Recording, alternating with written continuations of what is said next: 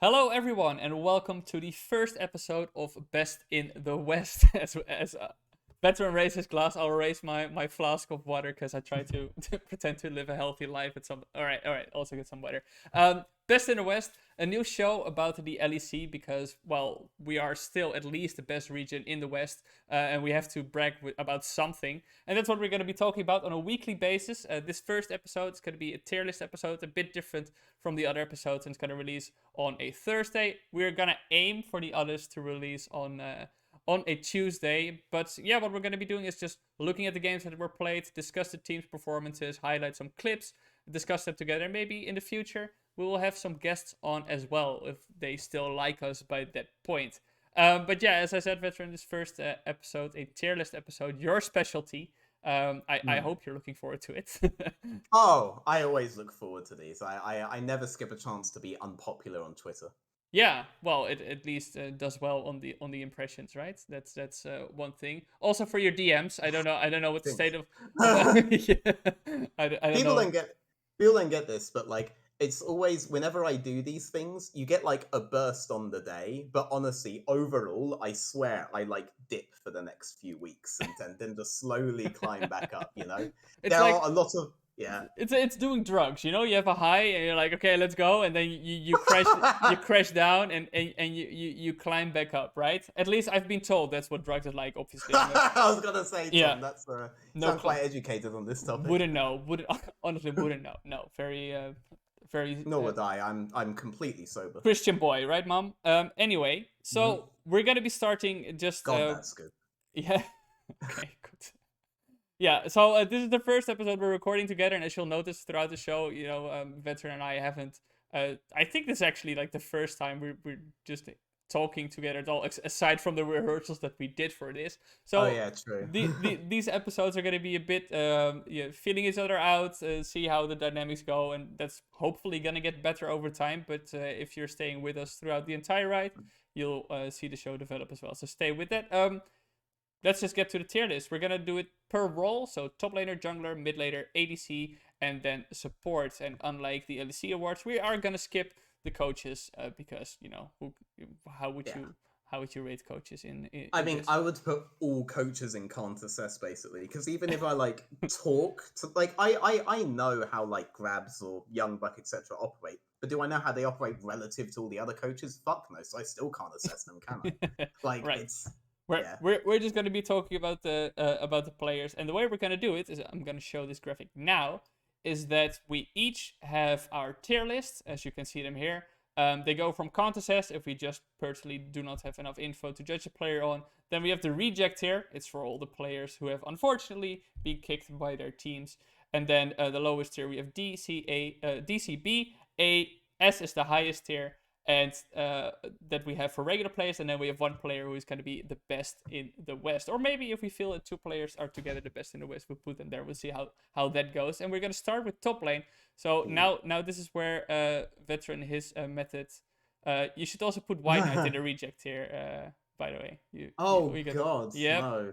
Yeah, Jesus, so yeah. many brothers have fallen yeah, actually. you also My lord. messed this up in a rehersal. I think you're having some But I don't understand abandonment why you issues with this boot guy. White Knight. But no, but I don't understand why you would boot him. Like he did really well in summer, right? Yeah. People kind of forgot about that when playoffs happen. People always do this, right? Mhm. People remember someone was really good on a low tier team, but if they don't make playoffs, it's very difficult for them to actually remember that Yeah. before going into next split. Yeah. Doubly so for like the world's teams, right? So like I Mhm. think G2 remember Broken Blade. I'm pretty sure Broken Blade didn't make playoffs, but they didn't go to Worlds, right? So Mhm. they were still fresh in their minds. But Yeah. after playoffs and Worlds, you forget about these guys who are basically in relegation territory, right? Yeah. I feel like he should have gotten a much better team off the back of that split. He was like top three, like no, unironically. Yeah. And He non-Lee was Sin, super he was solid. absolutely up there for Yeah, that's sure. what I was going to say as well. I think particularly on Lee Sin he popped off, but I think overall it was just super solid. Definitely a pillar for the team to lean on. Together, I think honestly that Magi Felix was also fine. I still don't know why he didn't get That's another chance. true. Yeah, but Yeah, no, for sure. that's all Summer Split of last year. We're now going to be talking about Summer Split for this year and where we expect the players to be. So what we're gonna do is we're gonna arrange the players a bit first, and then we're gonna comment on each other's rankings and discuss, hey, why do you have this person here? Why do you have this person there? So that's what we're gonna do now. Yeah. Um, Like, for me, Odomne always basically has to be up there. He's still for me the only guy that does every single aspect of top lane well, right? Like I can see flaws in the gameplay of everyone I put below him. It's not that I don't see flaws in Odo. It's just that I don't see an aspect of the game I feel like he just doesn't have, right? Like I can see some champ pool issues from Broken Blade. Wonder has the habit of just not understanding when he's in full danger on side lane, which is something that G2 used to actually make good use of, but we can talk about that in a bit. Yeah. Alfari used to be my goated one, but I guess we'll talk about where he's fallen off now. Yeah. And then the So mid tier gets a lot harder. yeah, I think the mid tier is pretty difficult as well. So for me, just so people can see, it's very difficult for me to place Agresivo in Irrelevant because I don't focus, I don't watch as much ERLs as Sure. Veteran does. So that will be completely his judgment call, and I will trust him on that. But yeah, like for me, the best two top laners in the region at the moment are Odoamne and Broken Blade. I think Odoamne is well, as we, I think he gets crowned the weak side king, and I think he's very good at this.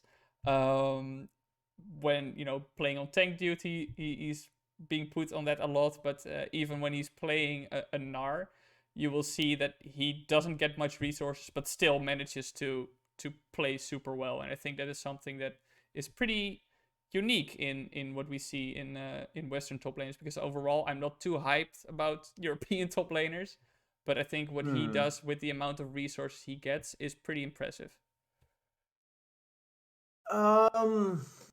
So for me, Broken Blade comes down very simply to champ pool issues. I haven't seen him enough on those kinds of facilitator champions, and I particularly haven't seen him enough playing heavy weak side without basically being on all, right? Like G2's development over the course of the split, when they dropped in towards the lower bracket, where they were being punished was by the fact that they played super heavily towards top side of the map, basically to the detriment of bot. Targamas was very, very good at that, so it was a good utilization of Targamas. But when that wasn't working out enough, they put him on Ornn duty and they started shifting heavily to bot side. That's when you see the DPS influx on Flakkid's side, right? But outside of Ornn, and I guess like Sion at Worlds, I don't see him playing that much. And with Sion, it's arguable if that was even like a weak side pick anyway.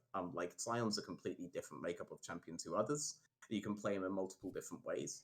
Just I haven't seen enough from him to know that in the long term this won't be an issue, right? Like it's not like the world's run was clean outside of the first few games. This was a team that people figured out again quite simply.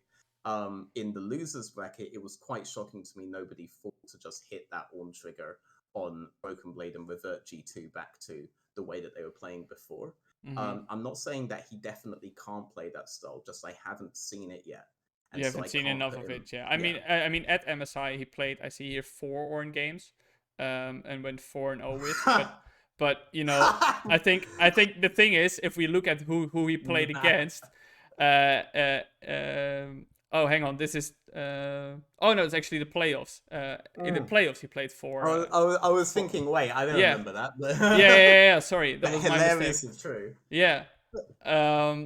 But yeah, he played against Rogue twice and Fnatic. He played Ornn twice. And he did pretty well with it. At MSI, he played it three times and went 2-1 with it. Cyan also 3 times 2-1. Gnar 2-0, but obviously it depends a bit on how the team plays.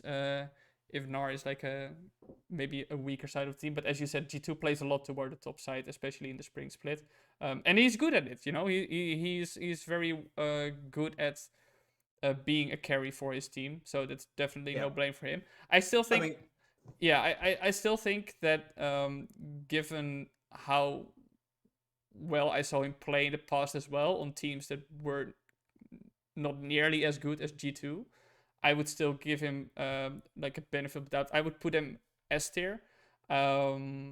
because S yeah, because S for me requires much more than benefit of the doubt, though. For S tier, I need proof, right? I need proof you are at that level on everything.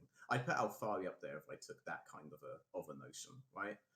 Wonder for sure I'd put on S tier if I took that kind of a notion.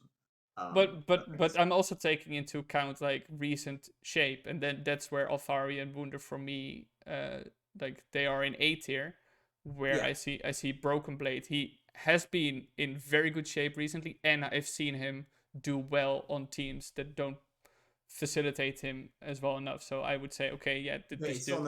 it's on a very strict pool, right? Like Mm, Oda One Day, I see him play on a team every day that doesn't try to facilitate him, right? mm, He's still acquiring strong wave states himself. Malwong isn't the like escorting kind of jungler that someone like Razork is. mm, Malwong's the guy who comes in on a team that is blessed with having two solo laners that can acquire good wave states for themselves, and sometimes he'll grab a gank off of that, right? mm, Oda One Day's still setting that up though, and he's doing it on Jace, on Rumble, on plenty of carry champions as well. Whereas whenever Broken Blade's on one of those kinds of champions, it's either play heavily to him or things can actually go wrong quite fast, even against some guys who people probably put on like the lower tiers. mm. So it's not like I'm saying he can't play weak side, therefore he's bad. Oh, but he does play weak side, therefore I guess I could put him S tier. No. He only plays weak side if it is on these facilitated champs, and they're that's a very small pool that we're talking about once Yeah. it gets to that, Mm. right? So it All right. becomes dependent in a way, or the one they just isn't. So I'm Yeah. uncomfortable putting them together there. But if we have to put the best in the West, you would put Odo Omne there as well. Yeah, for Yeah. sure, for sure, for sure. Yeah. Also, I'm just gonna say, just to make it interesting, like I feel like we probably do our tier list as normal first, and then like Yeah, and then just move best on. in the West has to be one. Yeah. Has to be one person. Let's not do multiple bests. Sure. Like it has to be one. Yeah, that works for me. Yeah. But yeah, let's drop it down then a bit to Wunder and Alfari. Let's start with Wunder Yeah. first. I think for me, if I looked at Wunder last year, and I think like he also confirmed or like said, you know, like that he was having a rougher time than before, and he where before it was a meme that he would play WoW a lot and not do actual scrims. Like he dropped it and actually started scrimming more, and what we heard from his teammates and from his coaches that he was the one playing most out of everybody in order to improve. But I still think that on Fnatic this year, he has been a super stable factor for the team where I still don't think he has reached that peak, but we saw of him like going completely nuts in top tier where he was, you know, even playing pike top and just going crazy, you know. But he's the stable factor that Fnatic needs in their team in order to not die and then later be super good in their team fights. Okay, here's so I come at that Wonder situation on like two areas. Mm-hmm. So first, I actually think his summer split was way better than people remember, and it just got poorly colored by the playoffs thing. I think Wonder's understanding of win to and win not to trade was actually improved upon previous splits. However, however, I actually did agree, and I still do, if they booted him not necessarily off of the playoffs performance, but off of the idea that he wasn't practicing as much. I know publicly the coaches and stuff were saying that he was practicing the most on, I don't know, like some weird account no one knows about or something. But the reality is, if you have a guy in the room who is not putting as much work in as everyone else, even if he's improving anyway, it does do a lot to the mentality of everybody else in that room, right? Mm-hmm. And Wonder could be dragging people down just based on that. A lot of players don't realize this when they're just not playing solo queue because they know that it doesn't do anything for them to improve. That other players who are working really hard in solo queue see this, and if things are not going so well, that is going to stick in their minds, and that will affect their mental state, even at a subconscious level. It's good to remove those kinds of I think that's fair. I think yeah. there was the argument, obviously, like maybe if Wunder plays more, he will become worse himself because maybe he starts to dislike the game, or he just gets tired of Yeah. it, and something like this. And that's a very real thing that could work for him. But I can also definitely see your argument. But that's a difficult Yes. thing to balance, right, within a team. Because on the Yes. one hand, you want your top laner to perform as well as possible, but you also want that For sure. the team atmosphere to go really Exactly, well. right? Yeah. And that has to go hand in hand with these decisions. Mm-hmm. Like he could just, in that regard, if it's not good for him even to play more games, and it's better for him to focus on other things for his mental state and for his performance in game, at that point you just have to admit it's not working, Mm-hmm. right? Which in Yeah. this regard G2 did. Yeah, So but I let's agree talk on that. about him on Fnatic then. How did you feel Yeah. about him performing on Fnatic on Spring Split? I think he was.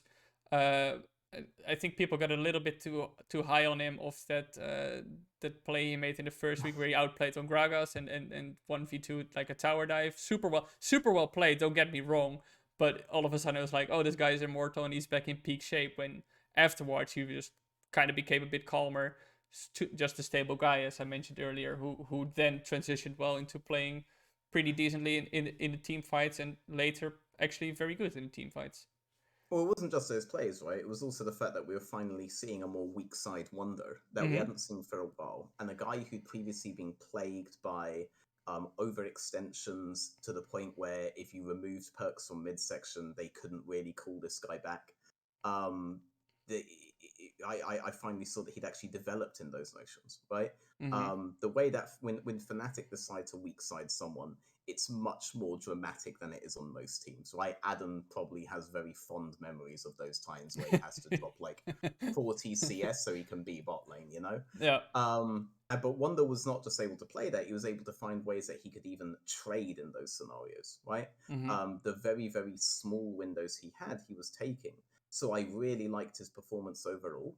But in a similar way to Broken Blade, like I have an issue here because like I almost want to move him up, but the reason would be that I know based on previous form that if he's played towards like say in his Callista games etc that he did on G2, Mm-hmm. I know he can basically solo carry the whole game on his own that way. Though I've seen him pretty much carry even from his current more facilitatory top lane role. But now I don't like. There's a part of me that thinks if they do decide to put him back on those Yeah. kinds of champions, you will see those extensions in mid game again. I You'll think end what up it would seeing them again require still though there. is for Fnatic to just be more cohesive as a whole, because you clearly saw in the Spring Split that they had so many personalities that had to learn to how to play together, and that's fine, it's understandable, right? You have like I did an interview with Hillesang, and he literally said it's Humanoid who's sitting us down every week to teach us where we should be and what we should do, and that takes time to adjust. And Coach Humanoid. yeah. But I mean, the guy has always been, I guess, credited for his knowledge of the game, and so I think that takes time, and that's understandable. And then we saw Fnatic obviously crumble pretty hard in the playoffs, but now, it's a growing process, and I think if this process is now coming together where they are on the same page and they are all like, that's where you can get that versatility in actually trying to play to different players more consistently, rather than, okay, we have this composition, let's see how it plays out, right? Generally, I agree on that, but just individually for Wonder, then that also means he's never actually had to talk about this aspect of the game in those comms because they don't play the game like that right now. So I don't know he's developed there to become as complete a player as say like Oda One Day. Right? No, So but that's what I they think can. I have to keep him That's here, what they right? can start doing in the summer Yeah. split if they have reached that point. Yeah. Alfari, we both have him in A tier as well. The stigma with Alfari is a super good laner who doesn't have any impact in team fights. And I remember, I think this was 2020 Origin when they finished 10th, and Alfari was still voted, I think, in All Pro as the best top laner, because I remember thinking as well in those games, well, he is super good in laning, and he is able to transition things to team fights. It's just that Origin then as a team was completely dysfunctional and didn't know how to work with any advantage they got, and just were running around like headless chicken. And then on Team Liquid, obviously he was benched for a while actually. And now in Vitality, do you think he has been able to find impact on team fights? And how do you actually feel about his laning at the moment? Yeah, I mean, I've disagreed pretty heavily with the general overarching narrative about him that like he's just a laner and then he doesn't know what to do the rest of the game. Hmm. That maybe only applies to the GP games for the same reason it would apply to anyone's GP games, is that GP can't flank, right? Hmm. He can't make TP plays with Unleashed Teleport or something. I'll tell that to Um, Bin against G2, but it's fine. Yeah. No, um, no but flanks. What? But but the thing about GP is that GP relies on your entire team playing in such a way that the enemy team only has the option to move into, right? Hmm. So it Hmm. requires a lot. Yeah. Your team still has to facilitate even if you Right. get Yeah. like a Your flank barrels from don't someone. move, so yeah, absolutely. Yeah. Yeah, I mean but when he's on something like Camille or even Renekton or even Gnar, he's made game-winning plays repeatedly on those champs, and it's like everyone just ignored that. Hmm. I'd actually go so far against the grain to say that what I'm most disappointed in by Alfari so far has actually been his laning phase. Yeah. Because when he was on Team Liquid, I actually did go and watch some of those games. Those were the picoseconds of North America that I bothered to watch. Yeah. Um, and he kind of just ignored his lane opponent. He played the wave very well, fundamental level. Hmm. But he didn't. He did the Alfari that was taking every single possible trade on the opponent that like he was on Origin wasn't there. It didn't exist in North America, and I don't feel like we got that back when he came back to Europe. It's like someone in North America, who knows who, told him to play a bit more passive so his team can do stuff, and he like did some malicious compliance. He Yeah. was just so good fundamentally on the wave, and North Americans couldn't punish it enough Mm. that he ended up just getting insane leads on all of them anyway. But he wasn't even like trying to trade half the time. There were like Yeah. 3 trades he'd missed. I He th- got that version in Vitality, and that's what's disappointed y- me about him. yeah, I think what stood out to me when Alfari was still in Europe and I was watching him is that if there was, if he had a 51% chance of winning a trade, he would go for it. And now it's more like, Sure. yeah, he's playing it, yeah, safer, as you point out. But I think it's also, Hmm. I'm not sure what the communications are like in Vitality. They seem to not be super well coordinated as a team. Sure. So I'm not sure if maybe he was not But they're not communicating going well to with himself. communicate on like nobody has their camera panned to top lane in Yeah, anywhere in the world and yeah. being like, you know what, don't take this upcoming trade, bro, or some Yeah. shit like Well, this. No one can talk back. maybe they could be saying like, okay, if you wait this wave and go for it, the next one, then I'll be there to help you or something like this, and maybe that's why I You know what yeah happens when you tell a player that? They'll do the trade anyway and be like, but this was free, no? yeah yeah That's what they will do every time. I don't think that yeah.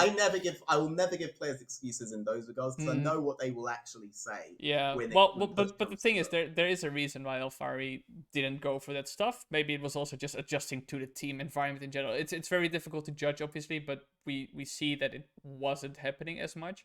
Um, Yeah, I think for this summer split, what I would like to see from Alfari is, well, they have a new jungler now. Who knows how they're gonna incorporate Haru?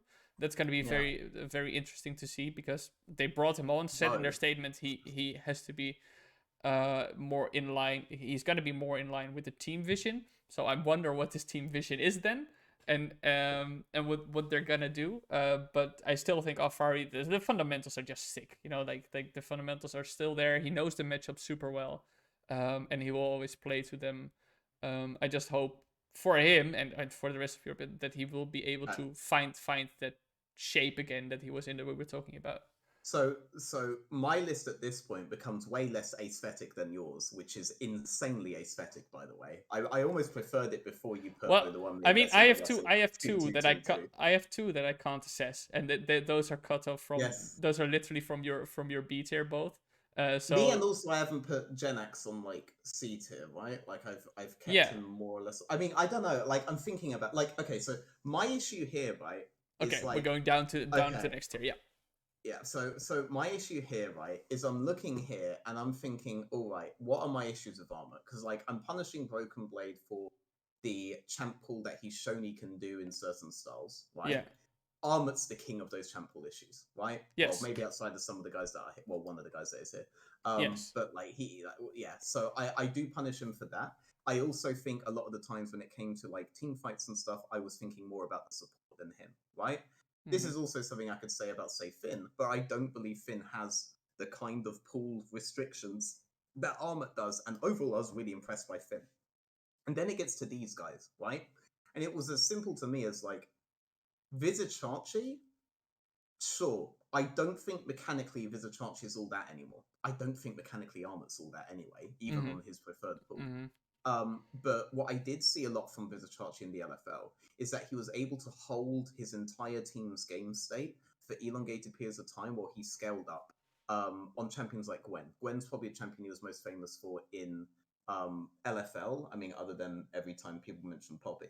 Mm-hmm. But his Gwen, he would not just understand which waves it is he should be farming, but he would understand when he should leave the wave to fake pressure the crashing of another wave in another lane and stall the game out with that, with the de facto numbers advantage, and then turn back and keep farming, right? Yeah. He could hold the whole game out until Gwen became like an easy champion to play and he just walked in and won the game, right? Mm-hmm. That's something that's a level of impact, right? And the impact part matters to me a lot that I didn't see Armut do. But Yeah. then if I'm gonna do that, right? Well, Aggressivo and Irrelevant matched Vizicachi all the time. Like they even pissed on him sometimes. Pardon my French. So I have to have them in this tier as well, above Armut. And then I've talked about the Finn thing already. When it comes to Genax never like he at one point people were legitimately thinking Genax is going to become like the next big thing, and then the Yeah, later I of think Summer last Split summer he kind of was super collapsed. like last year. I Yeah, think he had overall a super yeah. solid year on SK, and I was generally feeling like he was pretty underrated. I don't know why, because he was just solid. I can tell you like a funny story actually. Go for it. Yeah. So I Reminder: put he this used to be guy. a mid laner, right? And now he and then he went to Yes. become Well, one. I Yeah. really liked him when he was a mid laner, and Mm, I supported his transition towards top lane as well because I just thought he was a good player. yeah. I put him on, I think it was C tier, on my mid split summer list last year, right? Yeah. And he quote tweeted it in an incredibly aggressive manner because I put him there, right? Mm-hmm. And I think he said something like him and Hirit were like the only players that wouldn't drop 100 CS to Naguri. That was what Mm-hmm. he said, right? Mm-hmm. What happened was, so if he had actually DM'd me, I actually would have done a correction of that to B because that was genuinely a mistake. I was actually meant to move him up one Mm-hmm. more. Oh, did he do But it then when he despite? did, but then when he did that, right, I looked at that and I was like, anybody who is that affected by this tier list is going to collapse, right? So I stopped, and like the very next weekend, he played really badly, and it just didn't stop. Now, the really funny part is that like a few weeks later, one of the LEC casters messaged me and said that they'd actually prepped a presentation where apparently Genax was like plus 15. He was the only guy who Mm-hmm. was like plus 15 against every laner that he'd played against. That he Yeah. was up in CS of 15 against every person he played against up to that point. But then on that weekend, which was the weekend after my tier list, was the first weekend he won. And then Oh he never was. yeah. So then Ah, they that didn't sucks. get to use it. Yeah, I think Yes. so. So for me, like Uh, I've not been aggressively quote tweeted by Genex, but I think for me, he was a very underrated player in the top lane role. I think maybe it's also because he was on SK and nobody really gave a crap about SK. That people just ignored his. People did recognize it. Like Veigar held him up really high. Dom Yeah, held him but I up really mean, high. like, yeah, but I think in the active discourse, like if you, I know forums like Twitter and Reddit, if you look at community, aren't like you shouldn't value them highly in terms of opinion, but people will still talk about people nobody was really talking about Genex in a way, like, hey, that guy's actually doing pretty well. But for Hmm. me, I think this past split, I just haven't seen him. It felt like Yeah. where is that Genox where he went? So uh yeah, I will say though, he doesn't have Armut's champ pool issues. I still do think he's no. a good player, right? Yeah. No matter how aggressively he tweets me, I do think he's a good. I just don't think he's a great one, and Yeah. I can't. As a result, I don't think I can put him on the same tier as Armut, like Mm. you have there. Well, Now this ends up with me saying Armut's like the worst one, right? Which yeah. is probably going to be controversial, but Mm-hmm. realistically, do I actually put him above them? Maybe people might say Finn, but Finn, like if you're gonna say that like Armut was a big part of the Engagers along with Kaiser, well, Finn was along with Mickey X. right? Like it's I and think but Finn's so. also shown I solo game. I definitely think Armut. He has been very open about his champion pool issues, and he has said that this year he wants to pick up Jace more to learn that champion and to deepen his champion pool. But for me, what the difficult thing is with Armut is that when he gets to playoffs, although he has a limited amount of champions, he will perform on those champions on a really high level, and that's very difficult to assess because they didn't get to playoffs this year, and the champions that he played in the spring split was super rough. Like he was genuinely Right. just having a super tough time. My counterpoint to that is that for that, when people say that and they think of stuff like when Mad reverse sweeps Rogue, for example, Mm-hmm. what I saw was different seemingly to what everyone else saw, because I just kept seeing Kaiser and Elyoya roaming heavily topside and making it basically a four-man top, and Odo can't play the game against that. And Mm. Armut got a lot of praise off of that. And then I remember immediately in summer, people like, why is Armut fallen off so much? And it's just, dude, they just realized Inspired never ganks top. that's Well, that's it. I mean, You know? also, obviously, last summer split, Armut was like, and Mad Lions as a whole, they were just not playing the game, and Armut, I think, for the first 4 weeks, just didn't play any solo queue because he was so burned out from playing so much, which is Oh probably. god, this meme. Okay, But please continue. listen, that is definitely going to contribute to your performance, right? Like if you are actively playing or not, and that's fine. Like he can do this, but for me in this split, if I just look at what he has played, he has played one game of Wukong, lost on it. One game of Gwen and lost on it. He played one game of Akali and they actually won on it. Jace twice lost on it. Okay, Yeah. okay. Okay, two Renekton, things. Ornn, Gnar, Graves, and Aatrox he played. He actually played most games on Aatrox, 4 games. Two things, all right? Two things that I have to say. All right. Sure. Number one, the reason I think the burnout thing is so BS is because they did better in summer than in spring. They did better. And they just kept saying burnout as if to erase the fact that their spring split was fucking awful. They were never a No, good regular no. season I team. think I think it was definitely like these players. Yes, you guys have all forgotten they were worse in swing split than No, they were in I summer split haven't in I regular haven't season. forgotten that They they're didn't burn out. They played normally. That's just regular season Mad no, but they Lions, except weren't for that one split. they weren't playing solo queue at all, dude. That's like of course they were playing their regular matches, but they weren't playing solo queue. That's what they I said.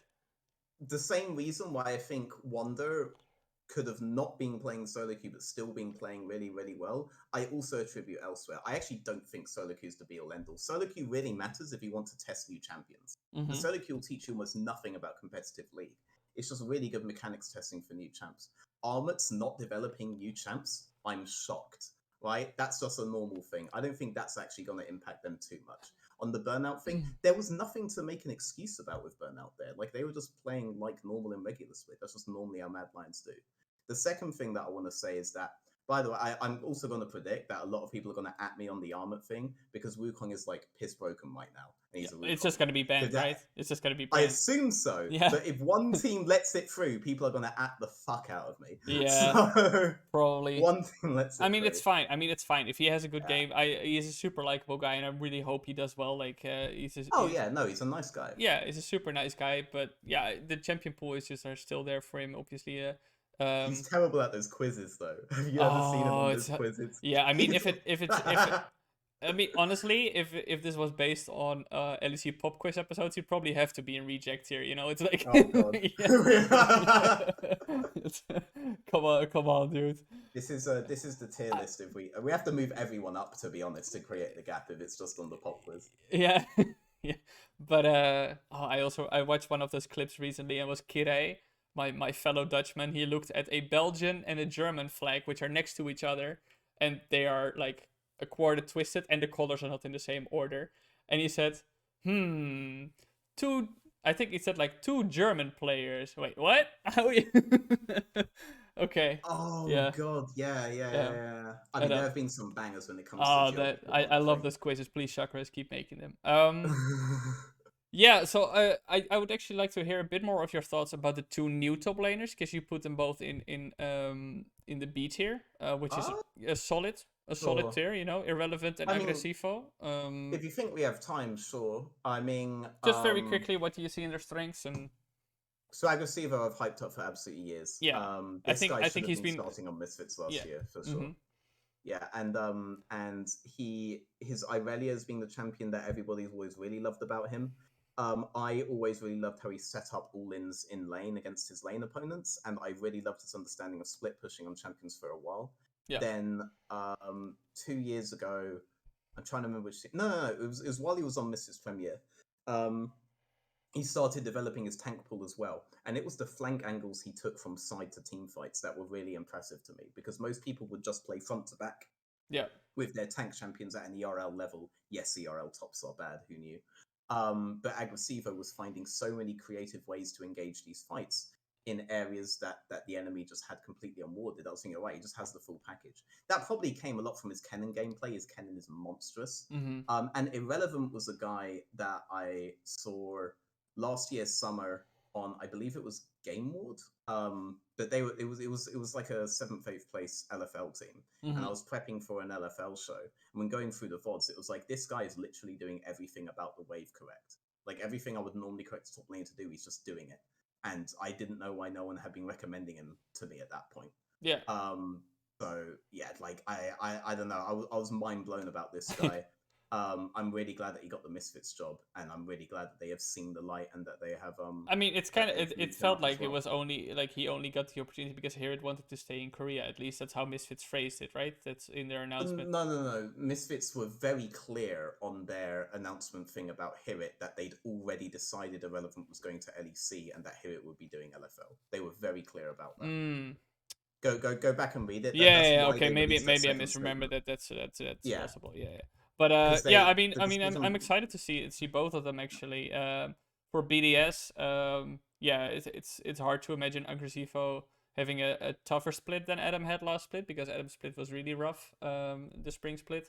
So. I'll also, just full disclosure, by the way, like when Mhm. it comes to Irrelevant, I did do consultation with the agency that picked up Irrelevant, and I directly recommended them Irrelevant as well. Okay. So Okay. Yeah. full Yeah, disclosure. I don't think many people will call it like a conflict of interest if you praise him in a tier list episode on a show on some YouTube channel. I mean, and I'm you, not going to pretend. I'm yeah, not going to yeah, yeah, pretend this guy's elite tier. This guy is not currently broken yeah, by yeah, yeah. Hellfire But it's Wonder good. or No, anything that's like. But it's good.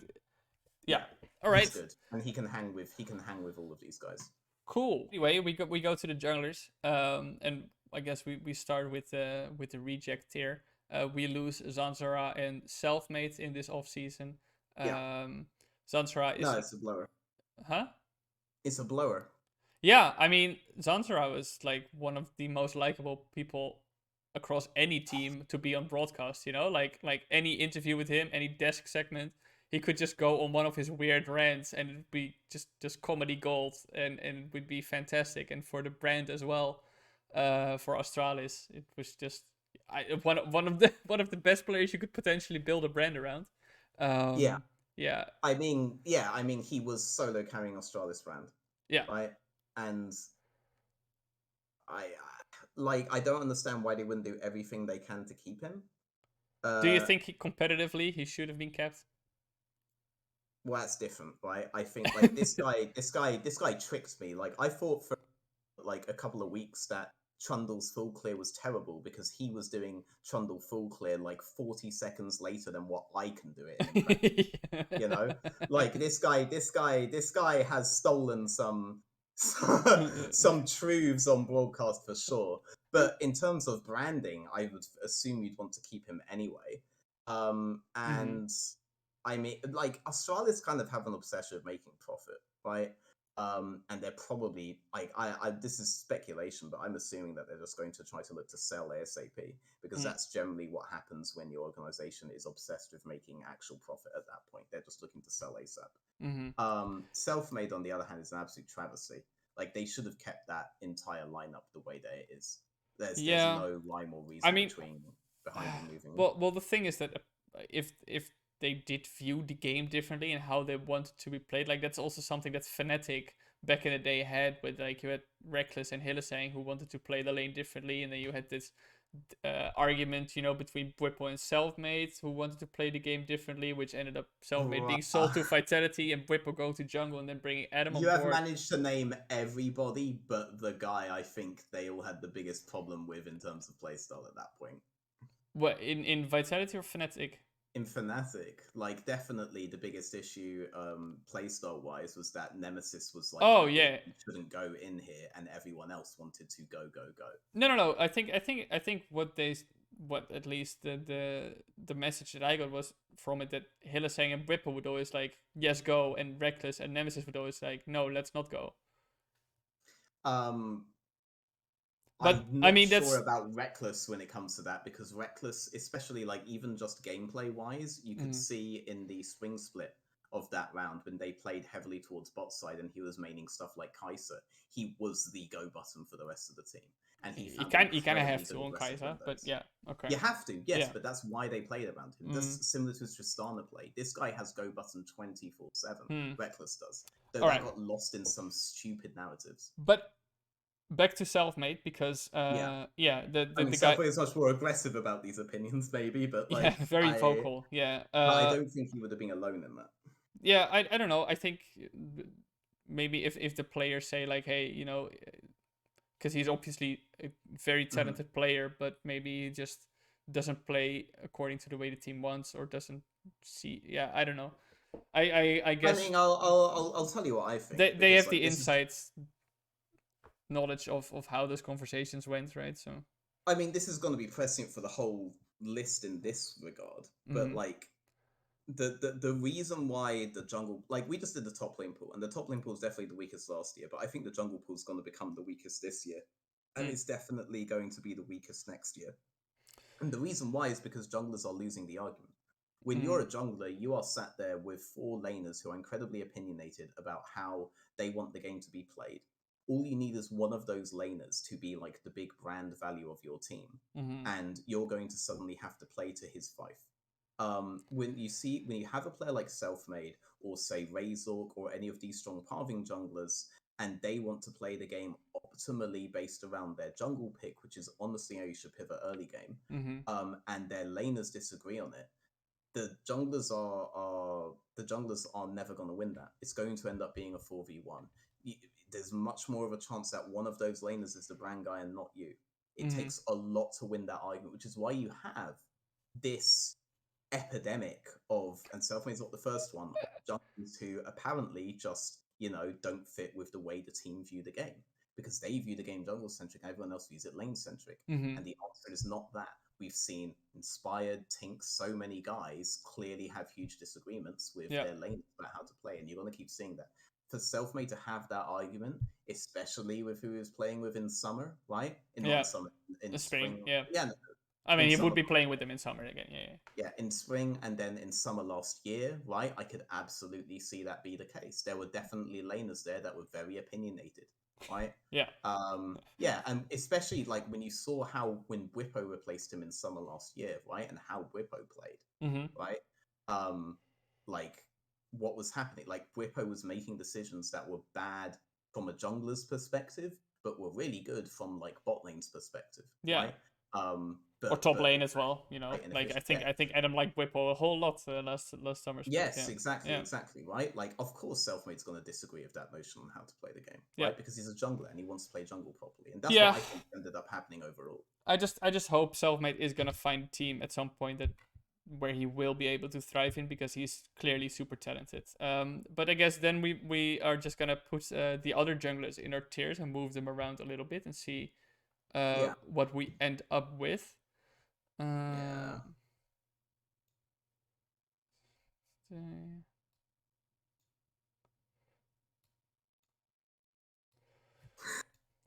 is he still? Okay, that's okay. I have to put Haru in contest. Do we count Bo?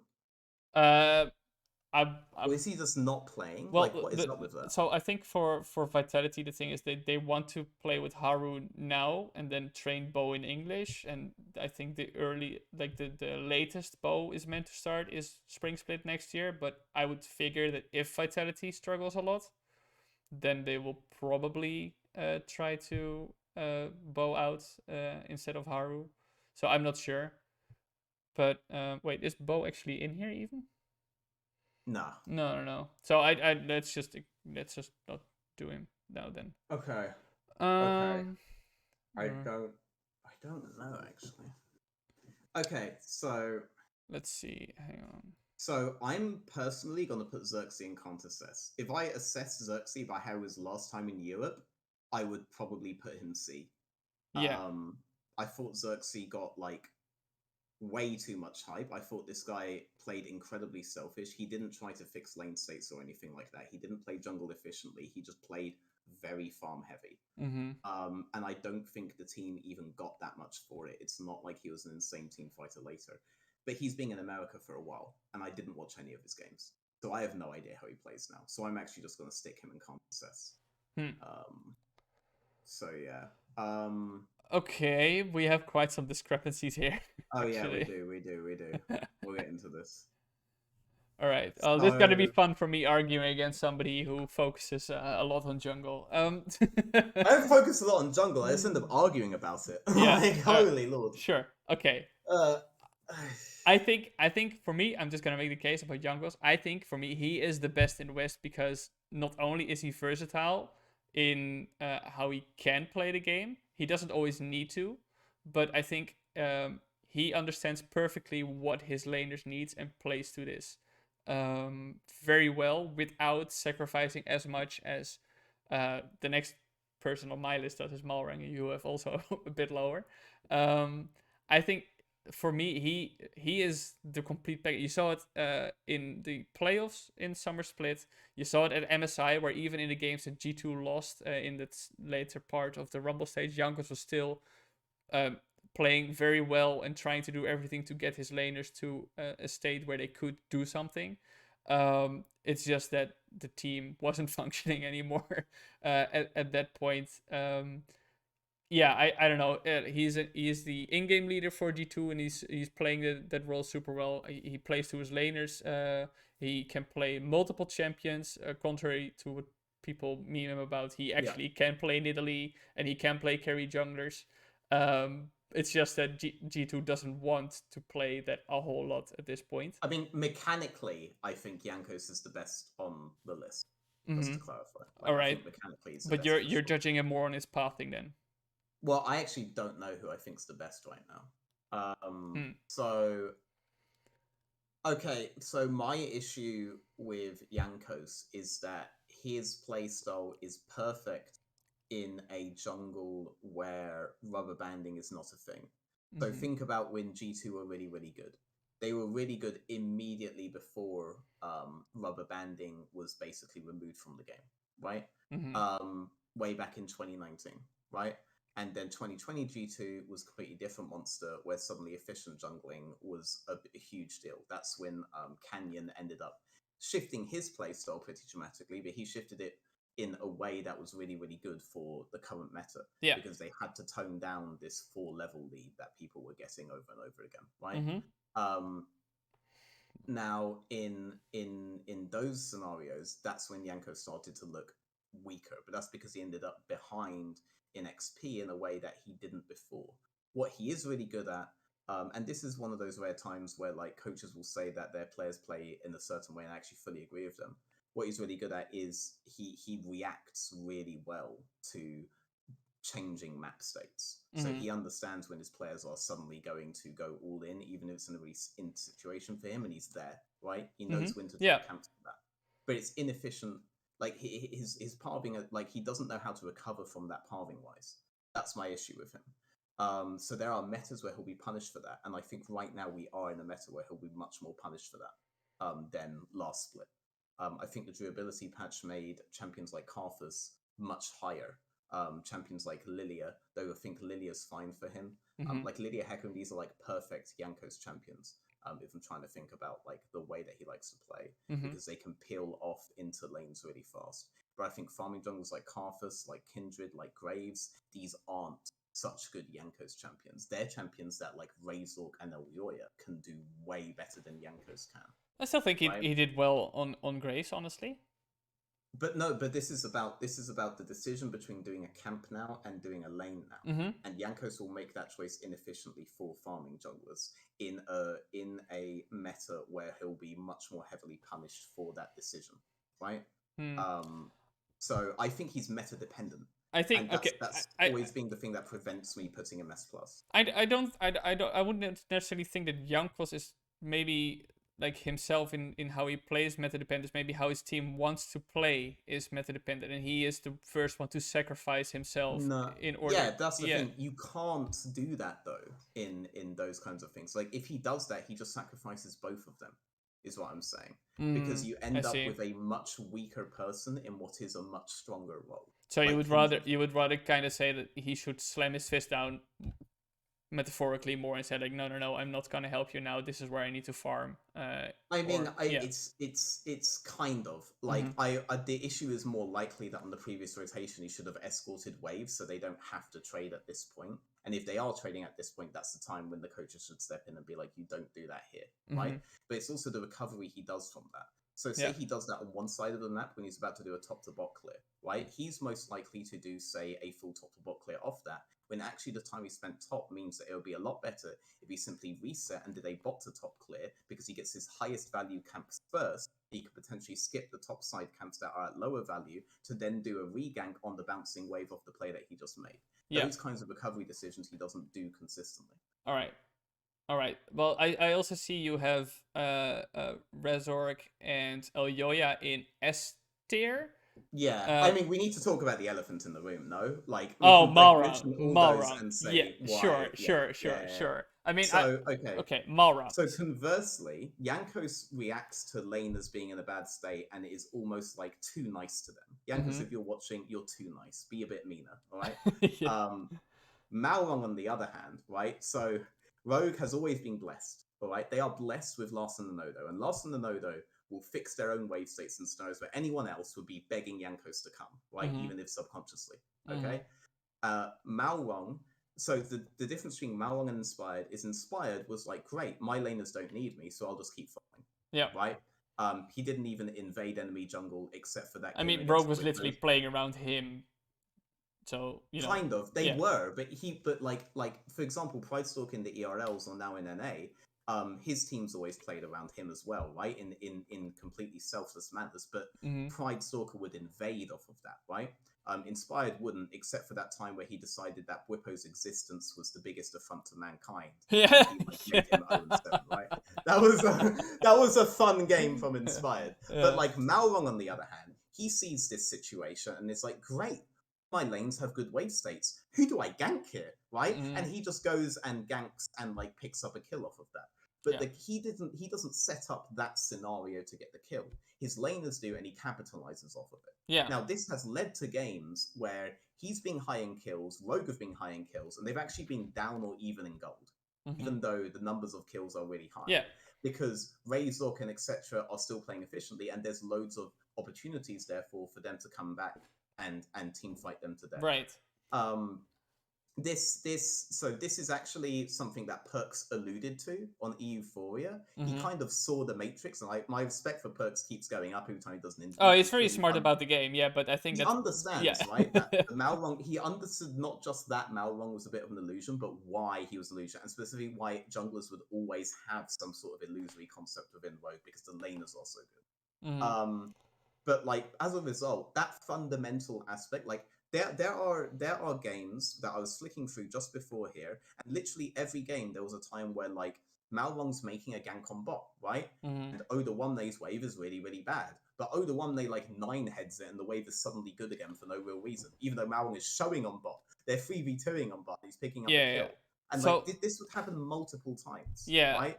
I mean, for me, these guys would never have those lanes in a bad state before they made a play. Their maps are tight. It's difficult. Okay. For me to have Malrang, why I have Malrang in A tier is because from speaking to the Rogue people, like Malrang was brought in because they wanted to have the drastic playstyle. Okay, here you can. No, go on. Go on. Thank you. They want to have the shift drastic playstyle from playing around the jungler to playing around their laners, and that's why they brought in Malrang, and they asked him, okay, is this okay with the style from you? And they wanted him to play exactly as he is playing now, where he is completely like sacrificing every resource that he has, right? He's literally sometimes waiting in a bush for 30 seconds before he might be able to do something in order to get a laner who is ahead, maybe even further ahead. And that's what they're doing. And I see what the point you're saying is, yeah, but in the meantime, the other team stays up to the same level in gold.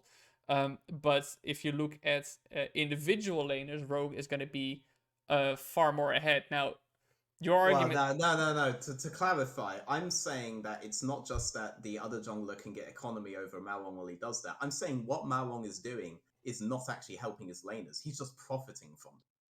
No, but he's not the guy who comes in and like fixes all the inefficiencies of their labor. He's the who comes in and like cuts costs, takes all of the money and fucks off and gets all the credit in interviews. That's what he is. No, but Rogue is playing around him, like literally waiting for him to run between lanes and gank, right? That's what they're doing. That's what you see that's happening.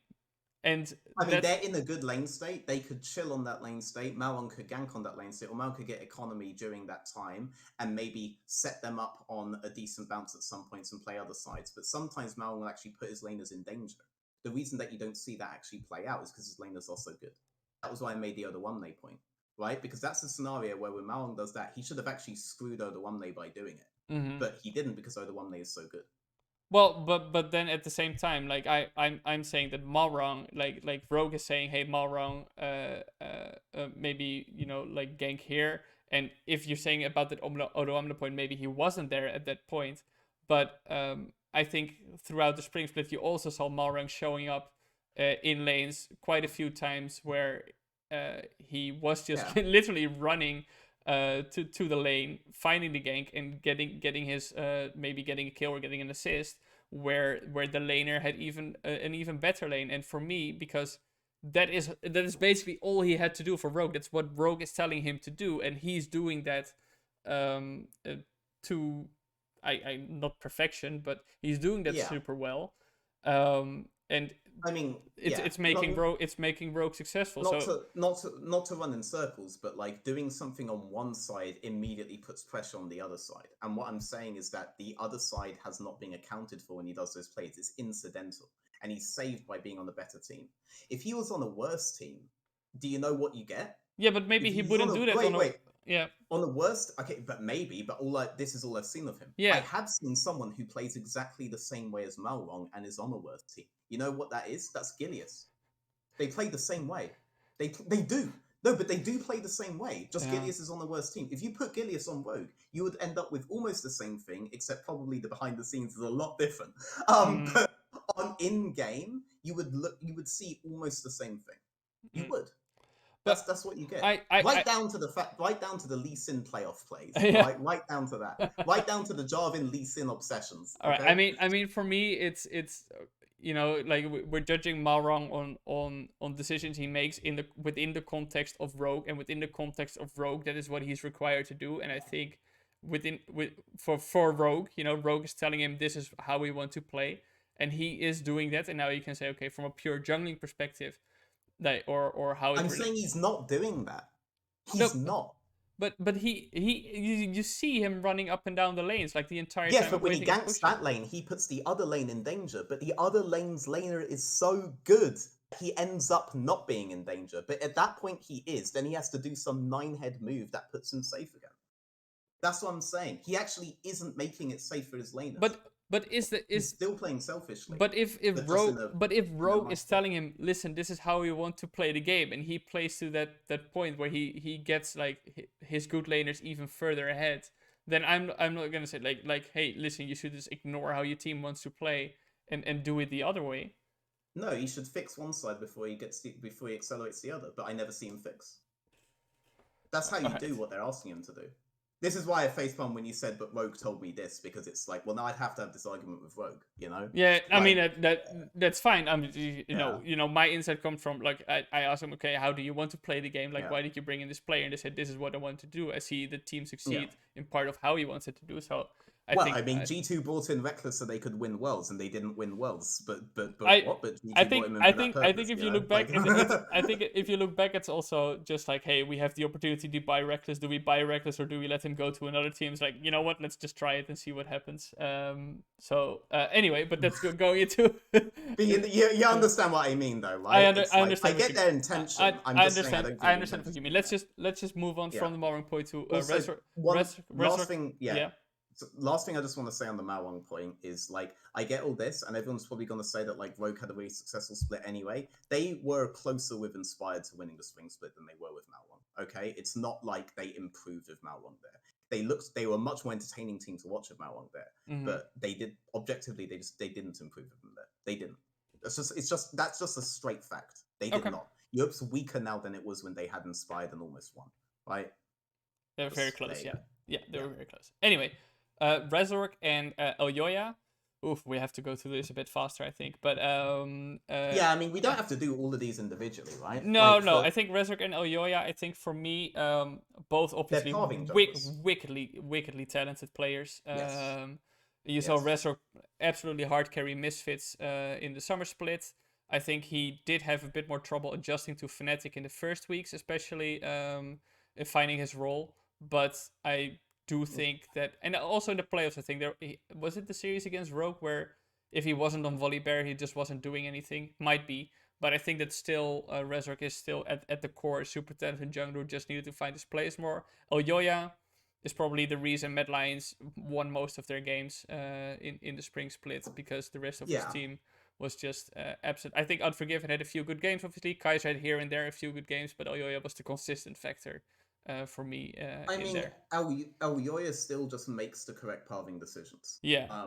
He is my idea of a good jungler, and so is Resorg. This might be controversial, but I actually think Resorg and Selfmade were top 2 in playoffs. I actually think they gave the best jungle performances in playoffs by far, consistently. Okay. Selfmade was completely smurfing. And so was Resorg in those games. That it did not collapse off of their play. No, they were so good. I think Shinkrov was my MVP, by the way. Yeah. We'll get to Synchro, but just for me, I didn't put Elyoya and Resorg in S tier for me. I think they definitely can get there. You know, if they find a spot where they are there, like last year. But for me, it's just okay. This year, Elyoya had to became a shot caller for Mad Lions. That's the role they wanted him to take on. That's something he really struggled with. Now they're gonna bring in Niski. Hope then they want to alleviate that pressure for Elyoya a bit. So I hope that he can once again rise to the level that he showed last year. But for me, they're now in A tier. But if they find their spot, I can see them absolutely getting S tier. They're super talented. Synkrov, you said it was your MVP. I think he was a big candidate.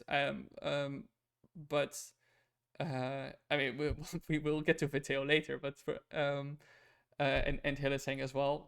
But I mean, in the 4 wins BDS got, it was Synchro was a they only had 4 wins, really? Yeah, they went 4.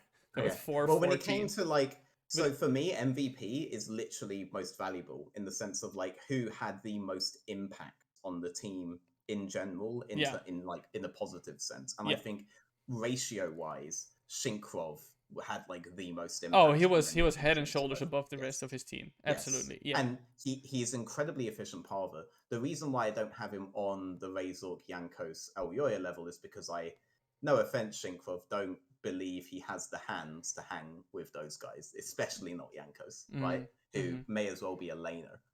With his level of mechanics.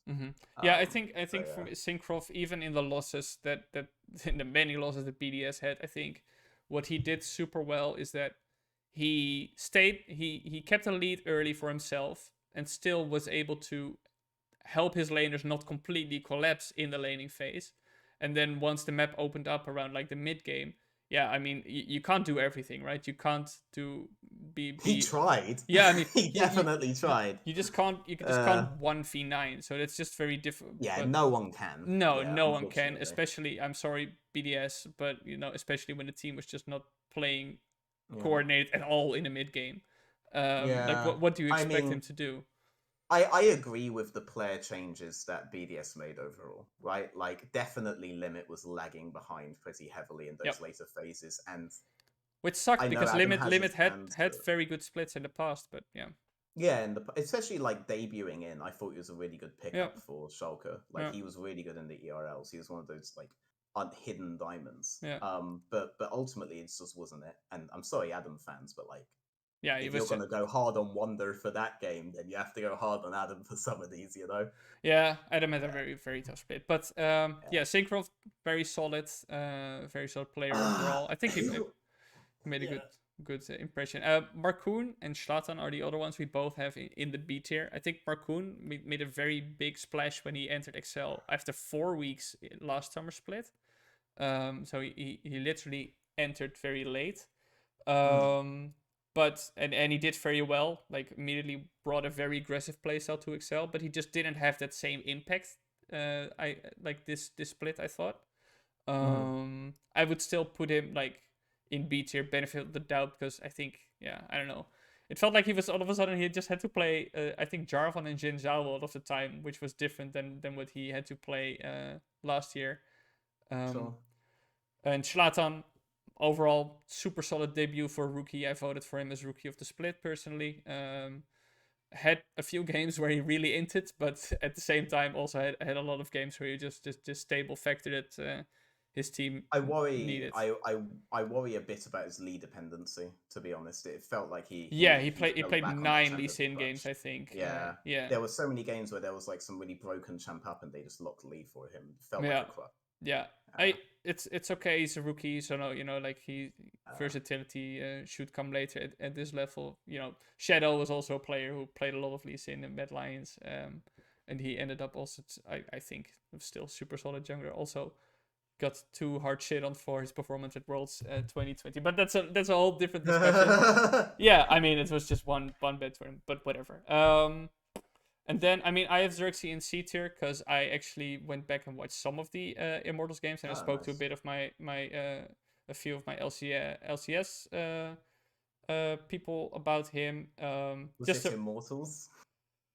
it's I mean I interviewed him Oh no. actually. I interviewed him and he said, like he was just under a lot of stress. Hmm. And if you do you remember this, that Immortals had this system where they would grade players and they put like grades on their desk for how their performance was and stuff like this. So if they played Oh badly, my they would just god, get did graded. they? Yeah, I think there's a story that came out No. about them. It's just like, dude, how do you, like, what kind of team environment are you creating where you just like, yeah, here you have a C or something, for your performance. Like, what are you doing?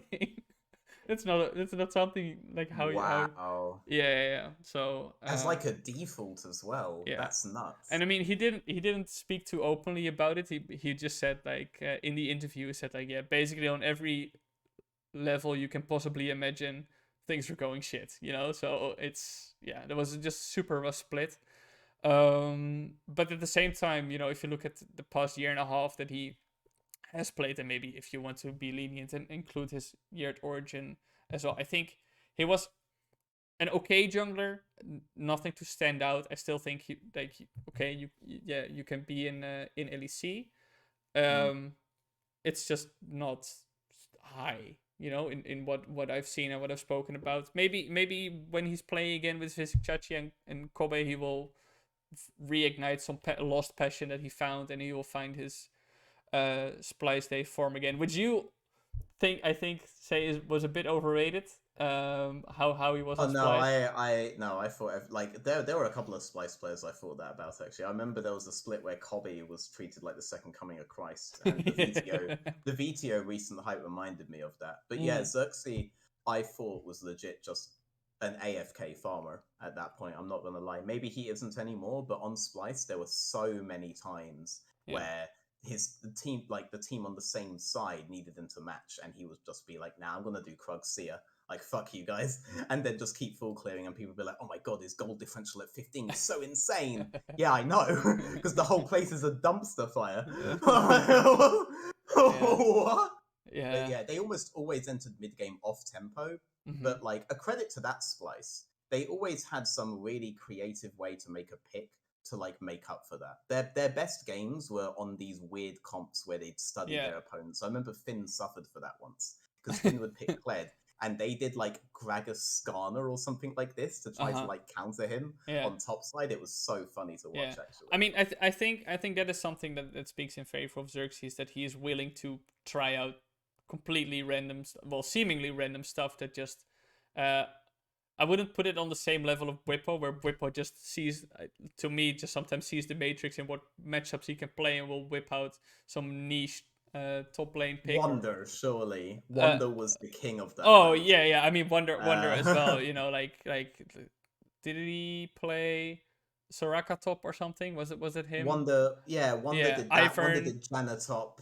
Ivan. No, Ivan was actually. I think it was Finn first. Oh yeah, Kreis first, and Kreis but then Wunder played it as well, and he just played the matchup phenomenally, like, because it's just, yeah, he was so talented. But I think that Xerxes, to a lesser degree, that creativity still has that creativity, and actually, when the interview was over, I told him, hey man, you're one of the few junglers who would actually play Karthus.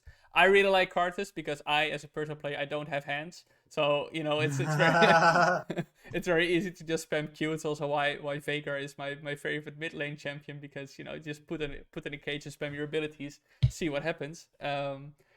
So he told me if he sees the opportunity, he's gonna play Karthus from me. So if you see that, just remember it's because I told him to play Karthus. It's not the fact that Karthus is one of the most piss broken junglers in the game. Right no, now. It's just all me. If Astralis finds any success, it's because of me. You heard it here first. Fair enough. Yeah. Fair enough. And then Gilius, yeah, Gilius King of Lee Sin. Not anymore.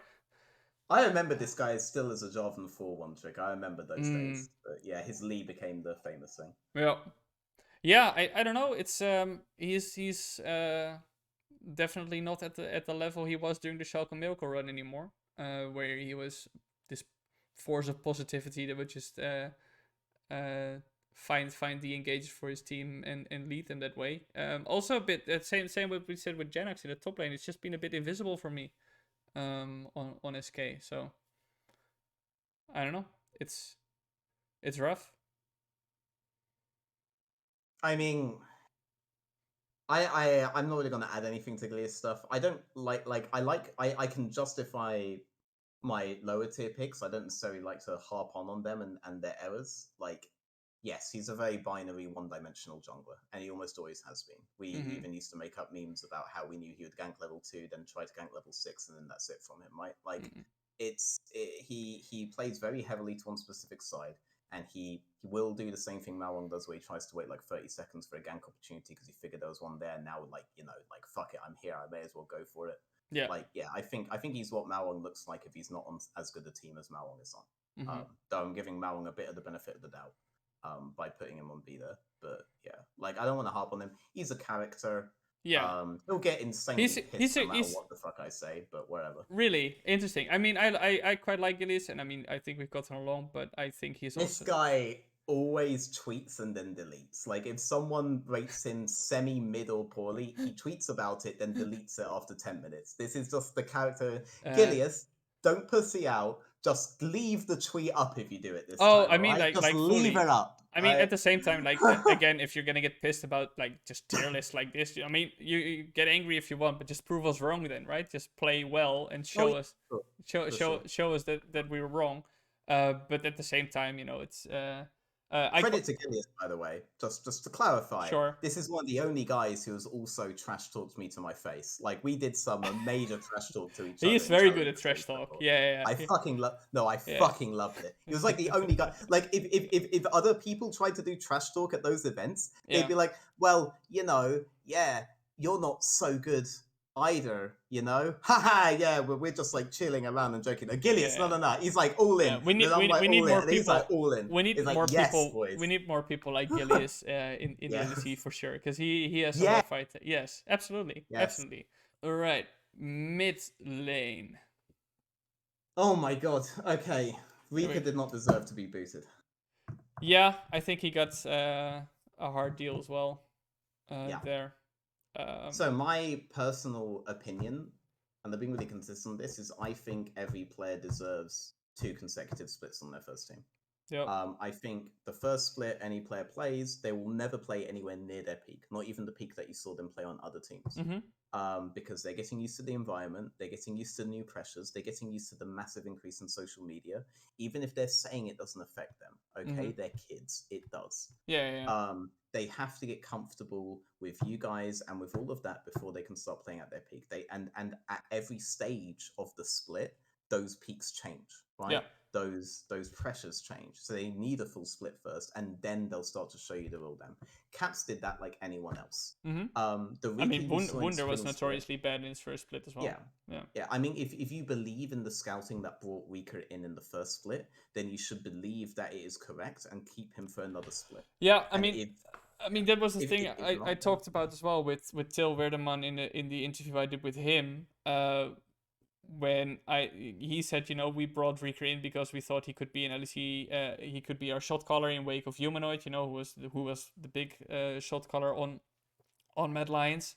And then he said, he just struggled to live up to that expectation, but maybe he can develop into being it. And that's why I asked him, but he's gonna go back to ERLs now. How is he ever gonna develop LEC shot calling if he's not playing in LEC, right? exactly, And that exactly. and that's where Till said. And in the end, obviously Mad Lions' business is making worlds. Where he said like, yeah, I mean, for Mad Lions, that was just not the place for Reeker to do so. He was also saying maybe keeping Reeker would actually in the long term harm his development, because if that's not the right environment for him to develop it in, because they're under a lot of competitive stress or something like this. But in the end, I can see that argument, but I'm also of the opinion that you scout a player, you see something in him. No.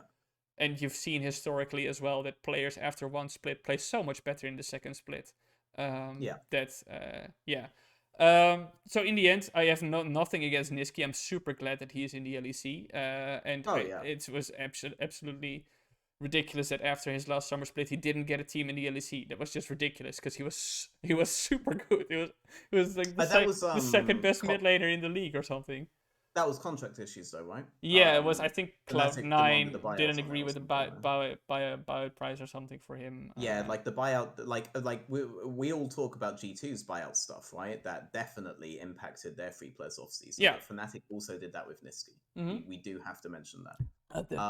Every single team will play the game. It's just some do it more obviously, or some get more publicity about it than others. And that's another thing, right? If the Mad Lions CEO wants to say, well, we're under pressure to make worlds, well, every team is as well, right? Yeah. This is a decision you made that could have leveraged you worlds in summer. You have to stick with that now.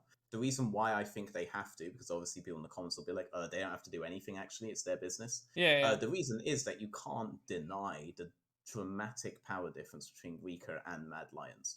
For Mad Lions, they can recover off of negative PR because they're going to always have their LEC spot. They're going to be able to redo it all again next split. Rika, on the other hand, to any organization that looks at it, is a mid laner that just did not work out. Why would they go for him? Versus an untested mid laner even. An untested mid laner could be good, could be bad. But with Rico, now from this uneducated manager's perspective, is going to be. I mean, you've seen it with a lot of one split players like Lilip, Zazie. Yes, like Zazie, man, he was so good actually. Yeah, I think anyway, Lilip, Zazie, but we've seen others in the past as well. Leader was a notorious example who got one split until years later. And then he got only one split again. He did so well in that BO5, by the way. They almost won that BO5 against Fnatic, and then they would be in the finals. But that's just that's just how EU works nowadays. It's you throw rookies on the board, see what sticks, and the rest you wipe off after one split. Some teams will give them 2 splits, and that's okay. But that's a different teams. Props to you for calling them out on that, because that was hypocrisy on their part. I mean, at the end, I had a good conversation with Till about it, and it's a very mature. If you want to see that conversation, go to Infant Global. But anyway, we go to okay, got a small raise there for my boss. We now we now can rank our mid laners in order according to what you want a fun fact? Niski was my MVP for Summer Split last year. Oh, okay. Yeah, it was, I mean, I think I voted inspired like most people. Dude, when it came to Summer, it was like, nah, this guy is actually so good. Like, I doubted because he's coming back from NA, and normally people coming back from NA don't do well, right? But Yeah, he yeah. was like, he was a European version of what everyone says Doinby is, right? Like, he was controlling the whole map. He Mm. was their jungler. Yeah, he Like, was. it was Dude, insane. Niski was super good. It's yeah. As I said before, it's ridiculous that he didn't get a team. Anyway, Oh my lord. Okay, what am I doing? God, I'm so scared to rate Deja low because he just looks like he could absolutely body anyone. isn't he like the sweetest teddy bear that there is in like the? Dude, he looks like an MMA fighter to me. Like, this guy's What? gonna like No, fucking he's a super wholesome guy. slam me to the ground. Yeah, Nah, he's a really chill guy. He's a chill yeah, guy. he's super nice. Uh, like, I'm not bothered about rating Nuclear Intlo anymore because he's the only LEC player that's got me blocked. Oh, I does don't he? know why. I've never had a bad interaction with him. Have I have have no you idea rated why I'm him? blocked. Have you rated him lowly on previous tier Yeah, lists? I mean, I'm pretty sure I rated him like lowly on the previous list, but come on, dude, you're playing mid lane in Europe, all right? We have like Caps, we have Lawson, we have Mid lane is Humanoid, super we have stacked, dude. Niski, we Yeah. have Perks, we have Nuke Duck, we have VTO, we have holy shit, actually. What am I supposed to do? Wait, this is nuts, actually. Yeah. Oh my god. Yep. This is one of those lists where I would like make a new tier above, by the way. Like an S plus. Yeah, like I would have loads of people in S plus and then do the Cobra Kai tier. Yeah. Like that's oh my days, actually. Yeah, it is very This is difficult. I mean, difficult.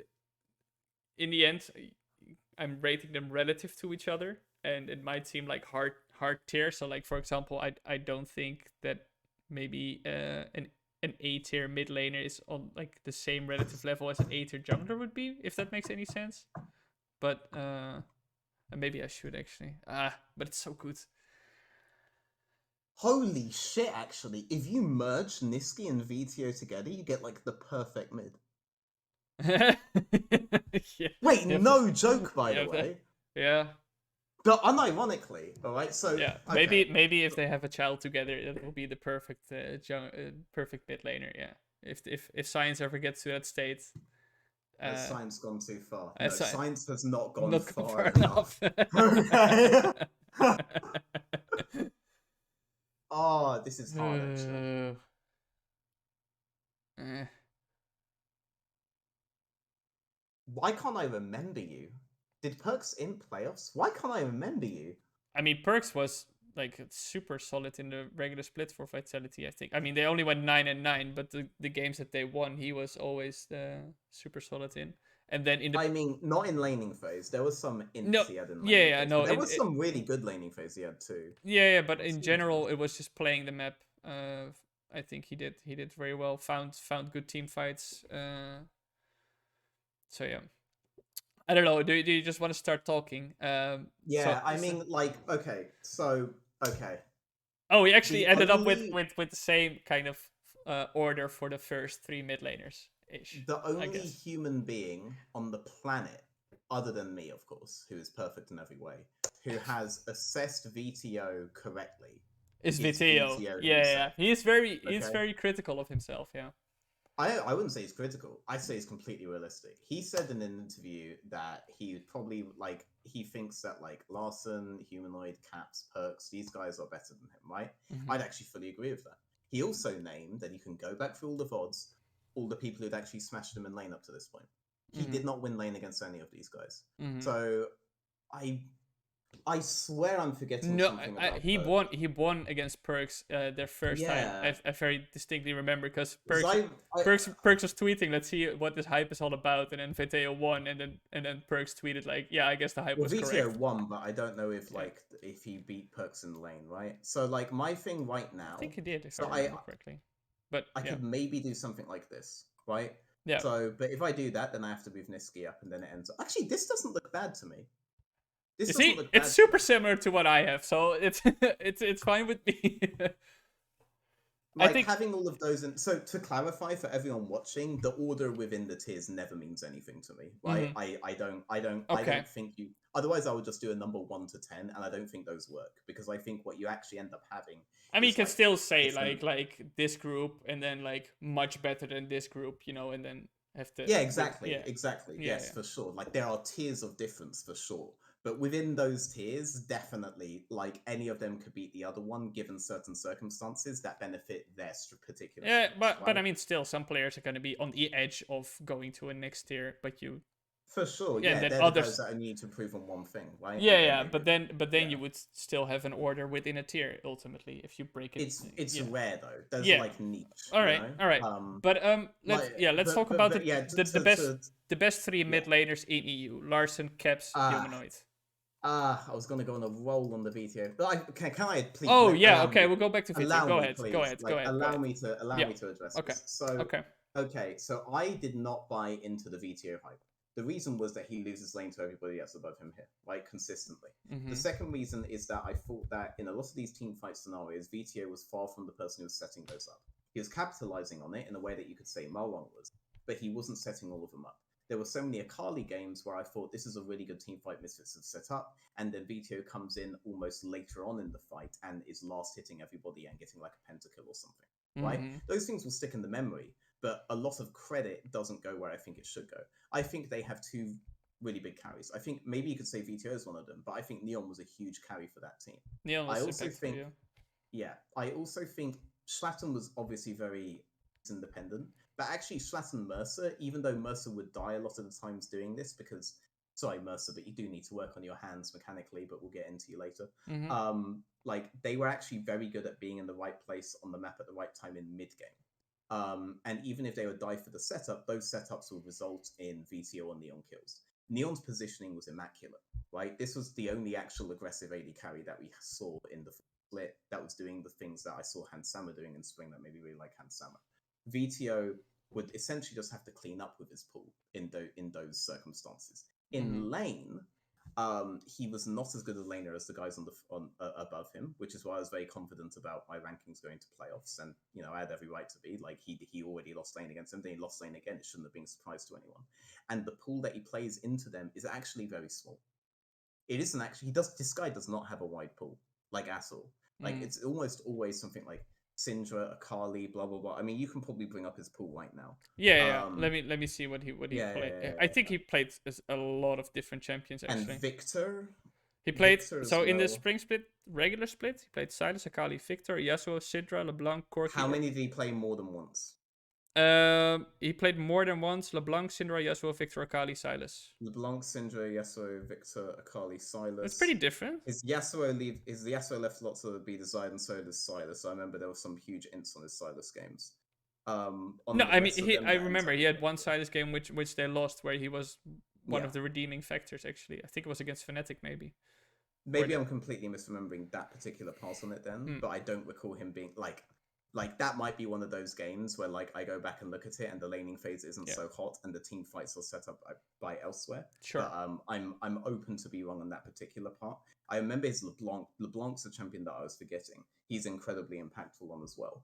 Well, I'm not sure if I would say impact. But that's one of the champions that I think he's actually good on in lane as well.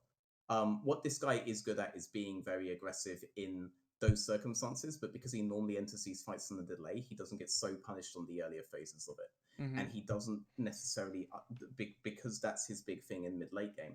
When it comes to the laning phase, that's where he can get exposed against really seasoned players. Not even seasoned players. Like for me, the humanoid is still young for some reason. But Yeah, you get what I mean yeah, there. which he isn't, but Um, yeah. I mean, Either way, I yeah. just feel like it's almost undeniable that he's below these particular players, right? Okay, so for Um, me, with what I think about Viteo is that obviously the way Misfits functioned was they tried to feed as many resources as possible into him to put him in a position where he could pop off eventually. Where and then Neon on the bot side was kind of more left to his own device, but was still finding very good positions, right? So you could say, although I would say that Neon took a bit longer to find that spot, and then when he did, it was mostly on the Jinx, but that's fine. Everybody was only playing Jinx and Aphelios, I think.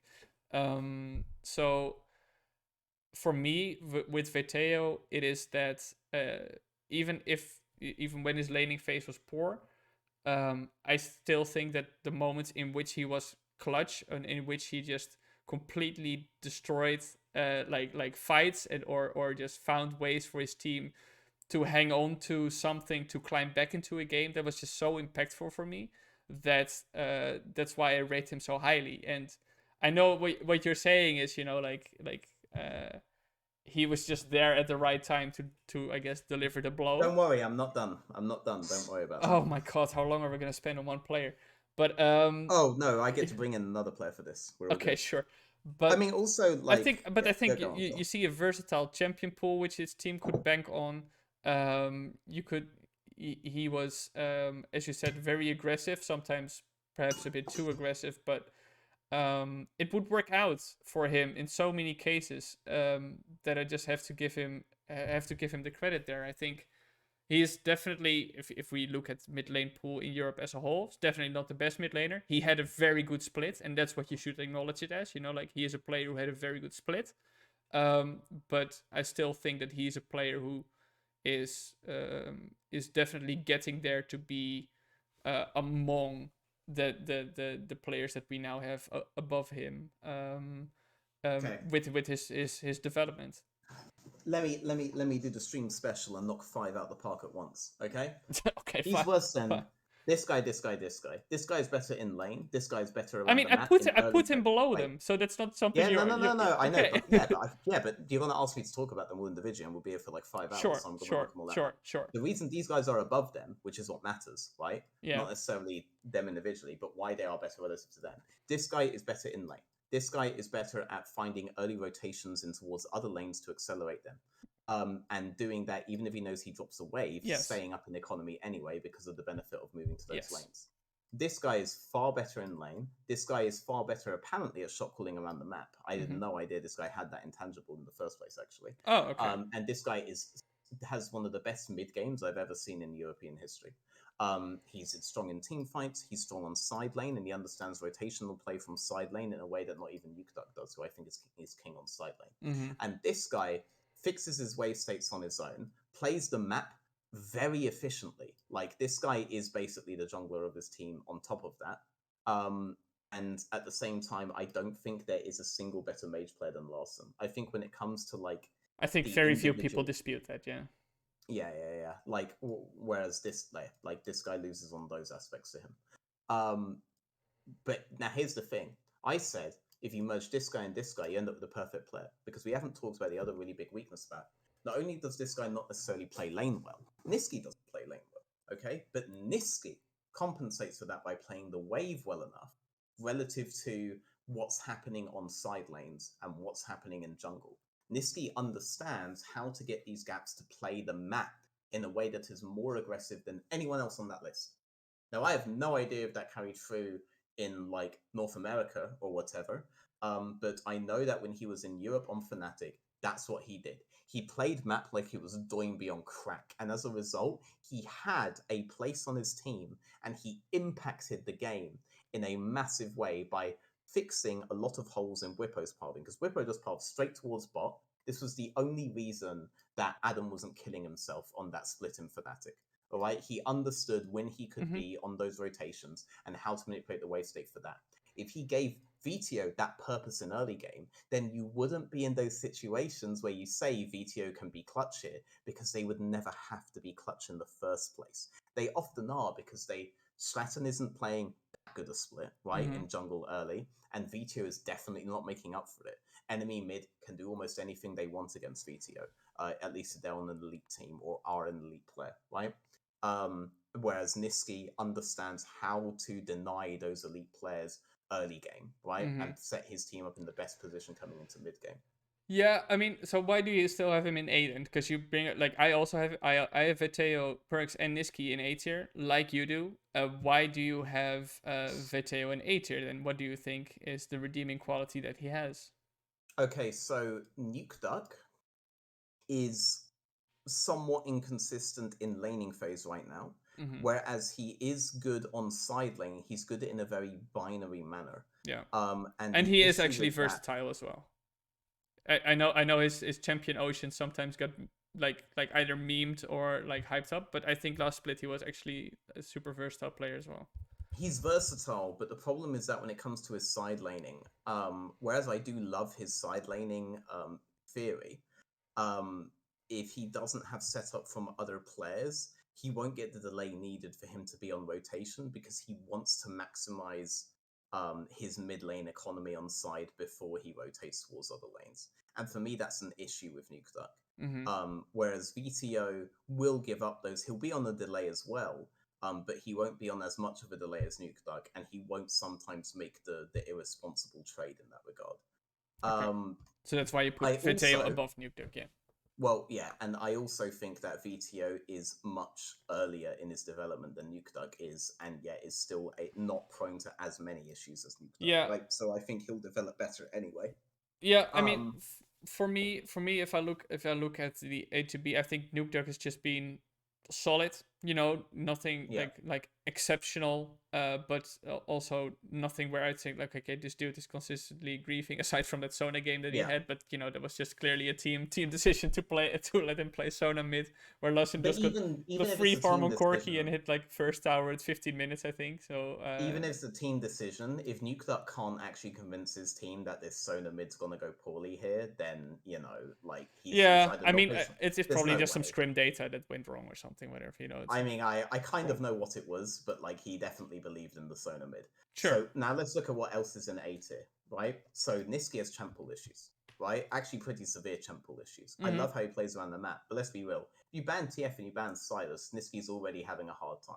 Yeah. Now he has to try to do that thing on Irelia, right? Like it, or on Rise, right? But now I've gone through the 4 champions. Or with Niski, we also go through 4 champions, but they have champ pool issues, is my point.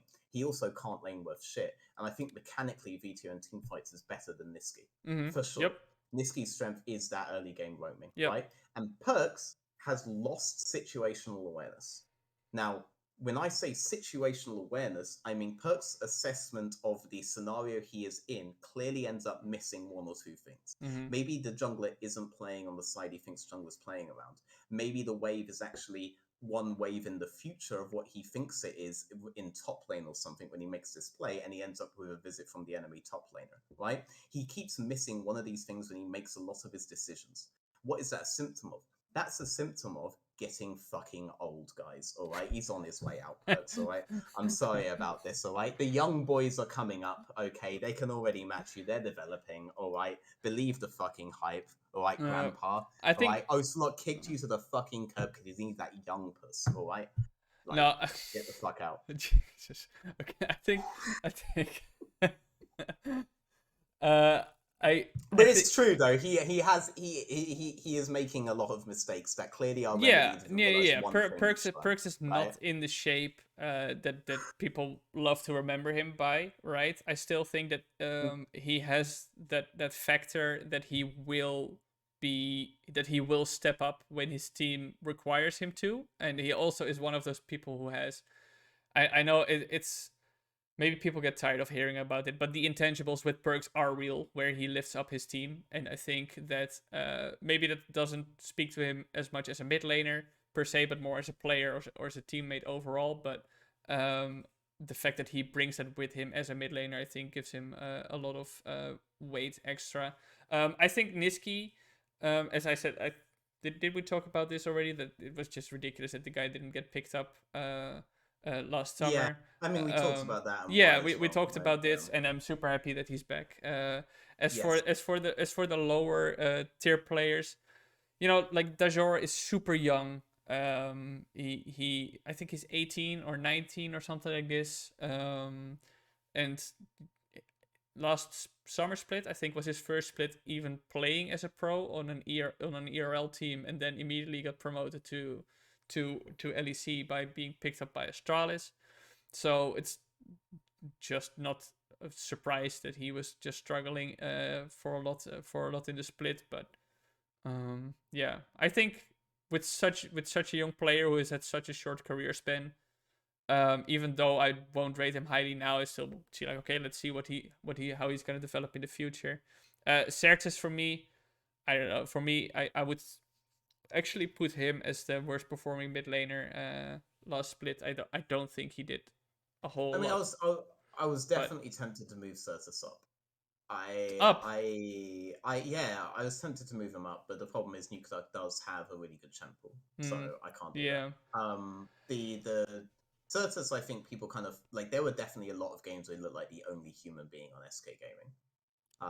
I would say Especially like on I his like Orianna. from recollection, I think Certes had like 4 or 5 games where I thought like, oh, like I see why they picked him up.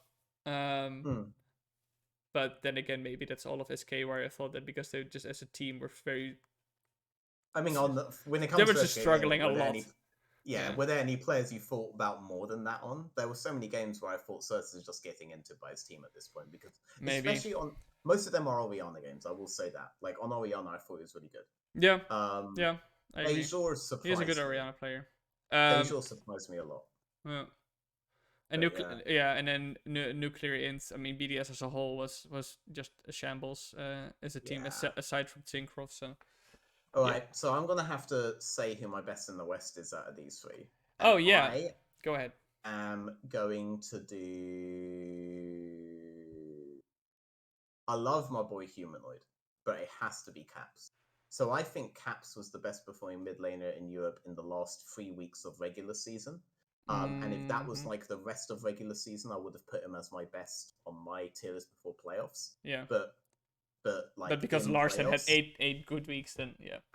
yeah, Lawson was still had good weeks while Caps looked the best, right? Lawson was really Yeah, yeah, consistent. And honestly, I think Humanoid was consistent as well. I think people gave him, like, there were so many games in Fnatic's early losses where Humanoid was kind of like Certus, the only human being. I say kind of like Certus, but 1, 2, 3 tiers above. Caps, though, I feel like it was undeniable in playoffs that it was the best. I mean, clearly it is yeah. deniable, but like, I mean, in playoffs, he was absolutely the best, right? yeah, for me, he did everything. Like I think, last three but weeks, he found his the form. the thing Yeah, for me, is with Caps is I actually think that only in the last week of the regular split he started to look really good, and before that, the like he was getting better, and then before he was on and off a bit, like the shape he was in at some point as well in 2021. yeah. And then in the lower bracket run, obviously Cap started gradually getting better, and then in the semifinals and finals, and for the first parts of MSI, he was in the upper in the upper bracket, he shat on VTO. Like, come on, he shat on Mr. MVP. Like, they didn't play against him in the upper bracket. wasn't it It him was against Rogue him? Misfits, and then Oh, Larson shat on VTO. No, you're yeah, correct. and No, I'm it sorry, was guys. Fnatic. This is just the effect of Bushmills Blackbush Sherry Cask Reserve. All All right, right, if you want right. to remember things that badly. And then he obviously played like on an insane level, on the level where you're like, okay, this guy just he's in the game code, he's bending the reality within the game. But also you saw him fall off at MSI. You saw him fall off. He was missing. No, Uh, that's I agree with. he That I agree with for sure. Yeah, he was missing skill shots on champions that were Yeah, rooted. It's like I don't know. From one day to another, it seemed like everything evaporated or something. I wish to be perfectly honest with everybody watching. Yeah. Most of my assessment's going to be purely based on their European stuff. I watched MSI with a very high blood alcohol percentage Okay. level. Okay. Um, But but for me, like, for yeah, me, like I can definitely see like, of course, if Caps is gonna be in the shape that he was in, then mm, there's nobody even close to touching him. But because he's still that variable with him, it's like, okay, I thought he was back because he was playing in front of a crowd and he had that energy again, but then in front of that same crowd, he kind of dude, fell down. So you give respect to my boy Larson, all right? Nothing but respect to you for cool. doing that. Okay. I'm gonna put I'm Caps up as my yeah. logical I, assessment, I but like, feel I've because no people arguments with hate on Larson so much, I just have to weigh into the other argument like a bit more heavily it. just to Yeah, balance it out. But I yeah. don't I understand mean, why it's people undeserved. say Larson. Oh, he just plays very passively and defensively. Did you see him play against Fnatic in the upper bracket semifinals? He was turret diving upset on the tier 2 turret with a silence and killing him. It's like, okay, I guess I guess can you just play a bit more aggressively to convince the other people, please? The most 1v9 mid lane game I have ever Yeah, seen that in any European game was Larson on Azir, and this game, unironically, he had all of the kills, every single kill until they were taking down the yeah. Nexus. I That's the only time anyone else I got don't a know kill. what he has to do to gain people's respect. Yeah, I guess Yeah. in the end he just has to win a trophy in order to get there.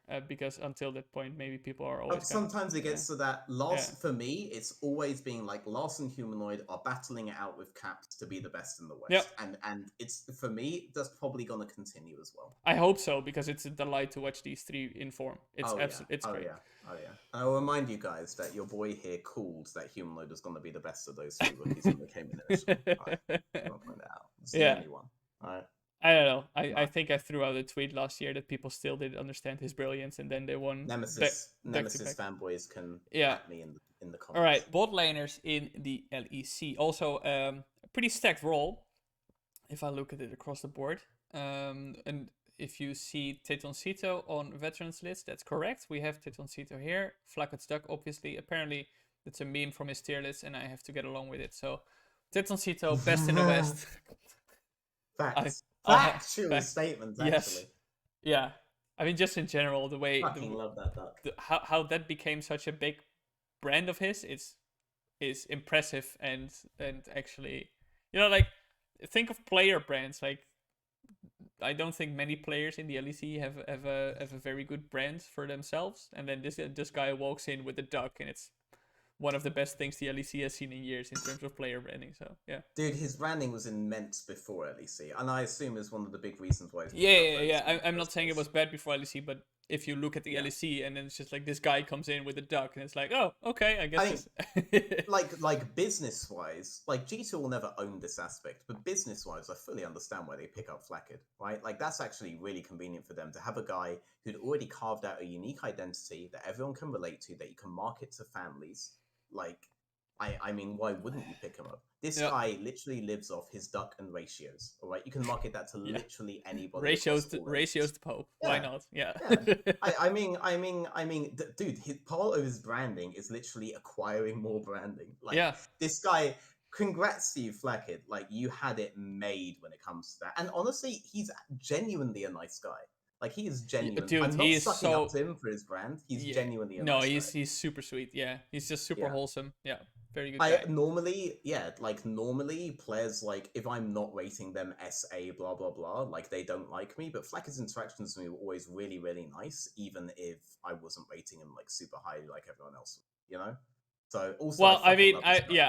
I think it's mostly his fans who go berserk over rating flag like Rich from I H2K. haven't Well, had I ex haven't H2K had an obviously issue got with my defense. memed a lot for his tweet like 20 Oh, ADCs or but something. I he was did good pick. he made yeah, but like the way that he did that, it's like you're going to get Of memes. There's course, no of way. course, That's the of perfect course, of format for course. it. But that was just. I mean, now it's all fun meme, so it's all good. Mm. Well, I guess just no rejects from the spring split. Everybody got to stay. Every bot laner. So we My don't boy have. X Matty won. He Yeah, won, boys. Cry in the chat, you, please. your boy X Medi. Okay. Let's just. I guess let's just go about rating them then, and just placing them in the tiers that we think Yeah, they I'm actually belong. staring at this and it's hard. Uh, Alright, it is pretty difficult, I think. probably need some more drinks before I do. um,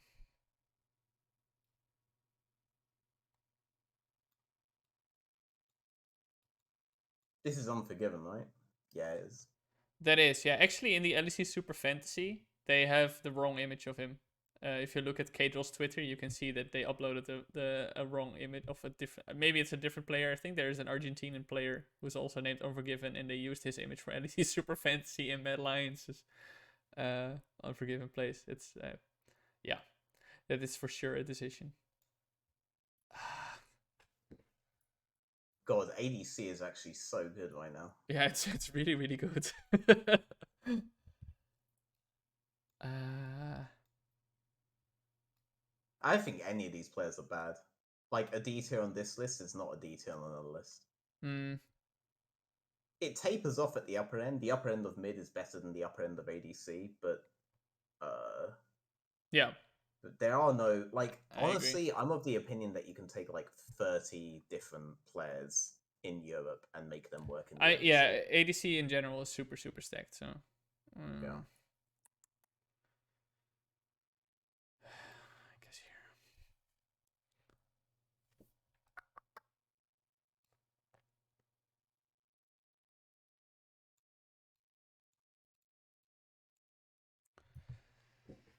Okay.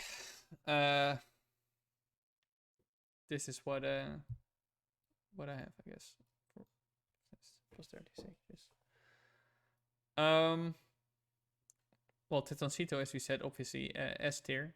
I also have Upset there. I think Upset, uh, although I would probably say that towards the end of Fnatic's run, he fell off. I still think that this guy's laning was super good together with Hylissang, but if you look at it in isolation of what he was doing, I think he was creating a lot of situations where Hylissang was allowed to make the crazy plays he went for. I still think he's the most consistent bot laner. That's why I put him in best in the West. I would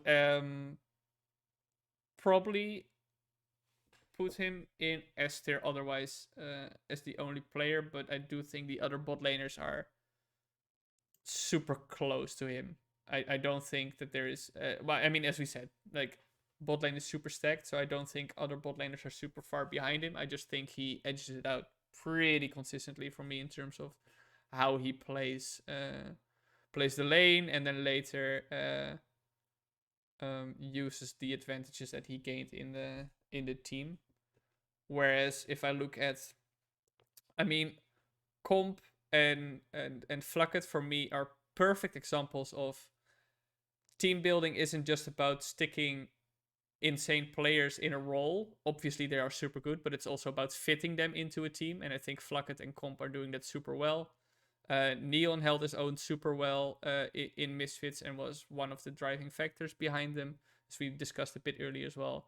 And Patrick, I think, is still and has never left for me the conversation of being one of the best ADCs in the region. He's just had the misfortune of being on pretty bad teams before, but he was, I mean, previously on Excel, he was one of the only reasons consistently that they were in contention of a playoff spot, but then always fell short because of other reasons. So that's for me the top end of the bot lane pool. So last year, I ended up really high on Hans Sammer after Spring Split. And the reason why is that there is a particular aspect of AD carry that I think people miss a lot. And I think the reason why they do is because narrative has mostly been predominated by the rise of script writers in the LEC. All right. And what I mean by that is someone whose job is literally a scriptwriter, whose job is to write out the narratives that the casters, etc., will use. Mm-hmm. And these people will use the things that are easiest to talk about, and that will generally be like stat. Damage is an obvious stat for an AD carry, but can Sure. also dramatically misrepresent them. What really matters is effective damage. Mm-hmm. And Hans Sammer was the king of that. So what Hans Sammer was doing was he would understand situations where if he died in that situation, right, the death was worth because he would output the effective damage necessary for his team to win the fight. That's what he started doing in spring versus all of the other splits, where his mid game was being heavily criticized. Well, it's criticized by me. I have no idea if criticized by you. Hans Sammer therefore did less damage overall, but did much more damage that won his team the game. Yeah. Neon has started doing that. And that's why I'm incredibly high on him. Because if anybody's going to take the mantle that Hans Sammer did, right, then it's going to be Neon. Now, I have to clarify what I mean by that. Hans Sammer got praised not just because of his Worlds performances. His Worlds performances were similar to his European performances, but in Europe he didn't get that much praise. Mm-hmm. What happened at Worlds was that all the other AD carries started giving interviews where they said that Hans Sammer was really, really strong in scrims. I have to remind you that Upset left the day before Worlds, or 2 days before World Championships. He Mm-hmm. was there for those scrims as well, Mm-hmm. and they weren't giving the same assessment of him in those interviews. Mm-hmm. Those interviews will end up giving Hans Sammer his finally deserved hype, Yeah. because he was dealing effective damage, not just stat padding. Yeah. Now, for me, the only player in Europe that is doing that is Neon. Now that they've bought Hans Sammer and mutilated him and turned him into the worst thing possible, an American. Given that, the only person worthy of sitting with Flakked Stuck, worthy of touching him, is, for me right now, Neon. And I think Neon himself's going to be too humble to acknowledge that as well, which is good, because Hans Sammer, I can tell you this for a fact, Hans Sammer didn't believe it until after Worlds. He didn't believe he was that good until after Worlds. Like, the whole time beforehand, he was saying Yeah, the I same mean, bloody I things spoke Neon to him a was. few times. And he was always he's a very introspective person, Hansama. Yeah. He will always I think because he did say when I talked to him a few times, he did think he was in the best shape he had ever been in on Rogue. But he would also still point out always things that he could do better. Yes. Um, Yes. and I mean, undeniably at Worlds he was insane, right? I think Yes. he was the best player probably Europe had at that tournament. Yeah. And yeah, but for me, I think what I would like to see more for Neon again. And maybe I'm harping on this a bit too much because I mentioned it before. But if I look at, hang on. There was this Korean analyst who got translated onto Reddit, and he was like super praising Hans Sammer. And I remembered seeing that and being like, finally. This guy Yeah. even said Singed Mid is good, and I was like, finally, someone who talks sense. Yeah. So in in spring, obviously it was the Jinx Aphelios meta, and Upset played 7 games of Aphelios in the regular split, and then 2 in the playoffs, and 3 of Jinx in the regular split, and then 4 in the playoffs. If I look at Neon, he will obviously have fewer games because they didn't get as far Yeah. in the tournament. They did. They ended up. Oh god, I He will. remember He missing had. drafts now. Yeah, I mean, he had 9 games on Jinx in the regular split, then 4 on Aphelios, and He had Zaya priority in playoffs. No, yeah, he had 3 Zaya games in they playoffs did this of the really 7. weird like But poke I think mid game. yeah, I think, and maybe this is as a result of the way Misfits functioned or how they wanted to play, but he was super good on that Jinx, absolutely, undeniably, and I don't know why people kept giving it to him for so many weeks, even though he was clearly super good on it. But he played 4 different champions in the regular split, and then if you add Zaya to that, he played 5 different champions in the entire split. I will. I will tell you this though. Okay, like I don't think it's that Neon was really really good at Jinx. I think it's that Misfits. I'm sorry, Misfits coaching staff were so fucking bad at mid late game. They were so bad at closing games that they They basically weren't, needed yeah. comebacks. But Yeah. but for me, it's just he hasn't. If we've spoken about champion diversity, and I see at least that I have seen in the past that Upset can try more. Hold up. Yeah, wait, no. If we're going to talk champion diversity, is 5 champions irregular for an AD carry in that split? Because I highly doubt that's irregular. That was the split where everyone was But going I mean full also Sphere in straight amount of every times, game. but in the number of times they play it as well. It's much more spread out. If I look at Yes, because people were targeting VTO. But no, like but at the same time, like the spread is a bit different. Like Aphelios was a high priority for Upset because they played heavily around him. Jinx was a high priority for Misfits because they played heavily around not being able to play the game at all. So they ended up putting him on the later game carry.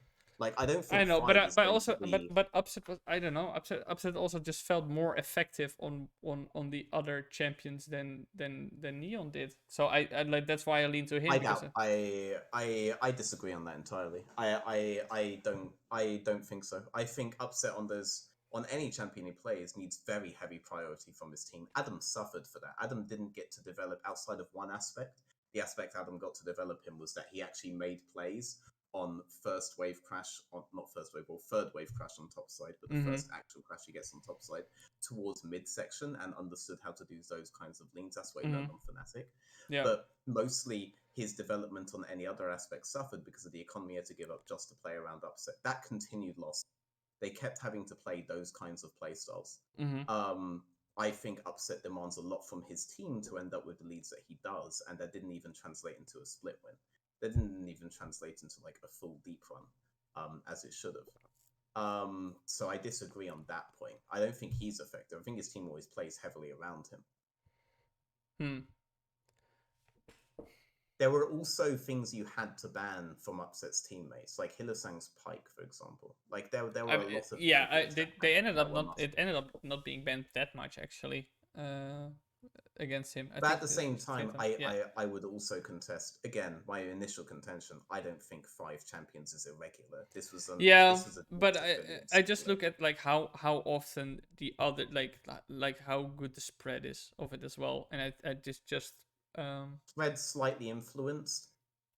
Now, feel free to correct me if I'm wrong on this, but I do remember when live viewing all of these games that Mystics were the first team to realize Jinx was the most broken champion in the game. I do think so.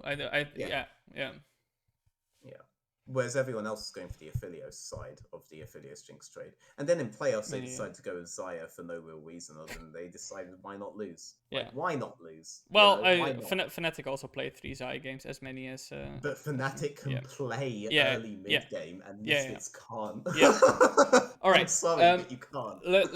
let's talk about a bit of the other top laners that we have, because you know, Comp is there, Flacket is there, Patrick is there as well. I mean, for me, Flacket. I think, like I don't think we'll disagree on Comp Patrick. I think Kazi is something where people might disagree publicly about it. Like I think I always figured Kazi would end up being really, really good in a playoff scenario. Because I thought that the trade patterns he went for in regular season would be really strong over the course of a best of 5, where those things would end up being leveraged for a longer period of time. Like fatigue in a BO5 is a very, very real thing. Which is why in the last game teams normally end up going very heavily for comfort. The amount of pressure Kazi outputs in lane is something his team should be efficient at capitalizing on. He's very in your face in the way he plays.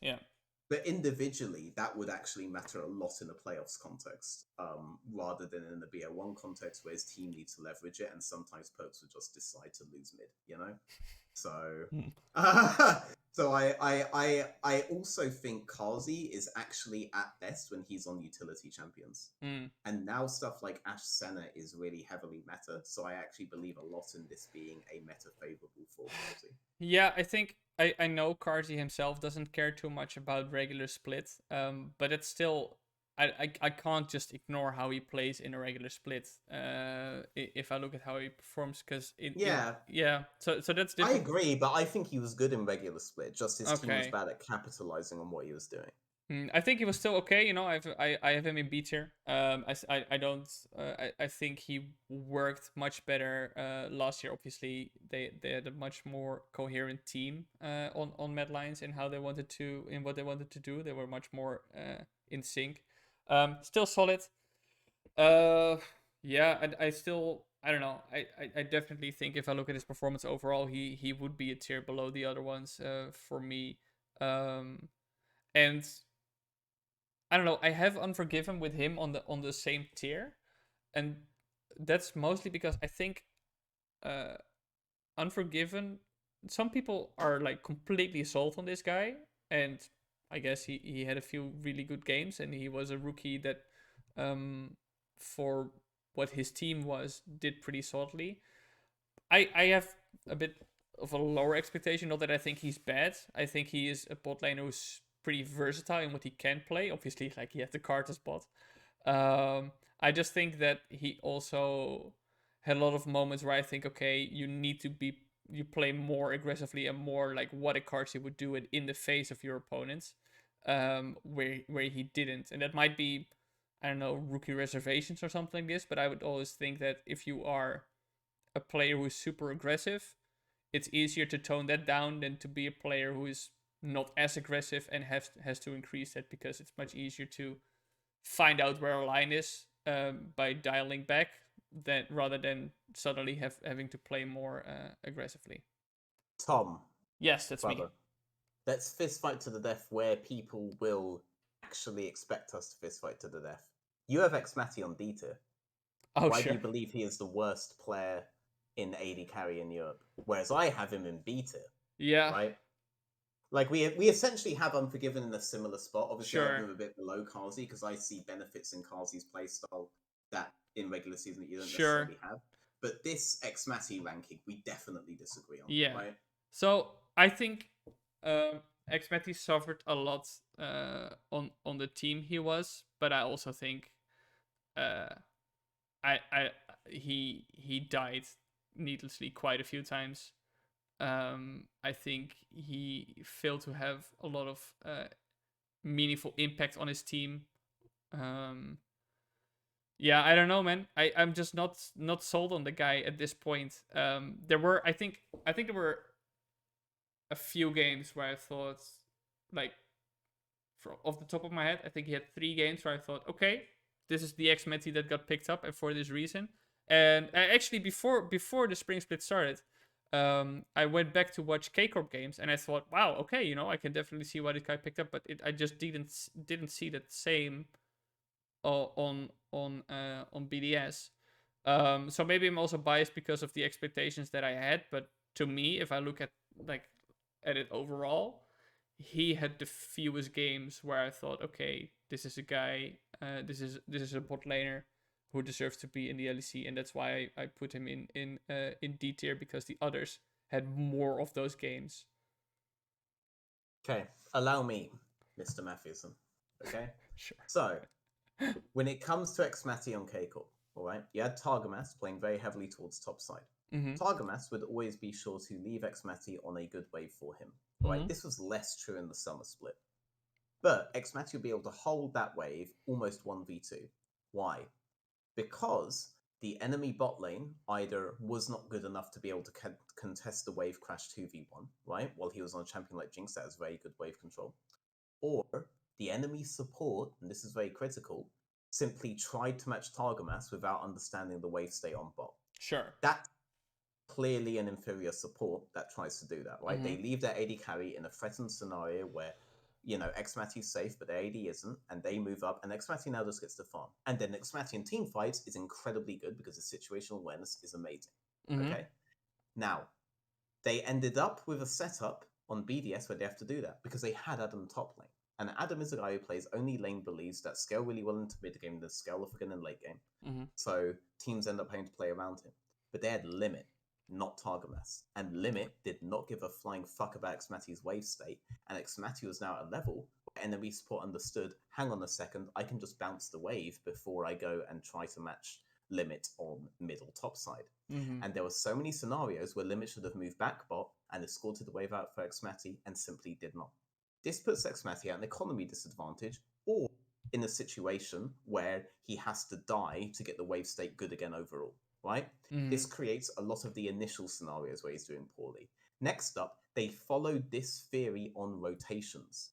So Mm-hmm. a lot of people will be like, sure, Xmatu's getting dove 4v1, but he's flashing into the hook. How many other AD carries are in a scenario where they are 4v1 in midsection in mid game? Literally, it didn't happen to anybody else but Xmati the entire split. And it happened to him multiple times because Limit's idea of playing around Adam was to completely abandon him in his entirety. Okay? Mm-hmm.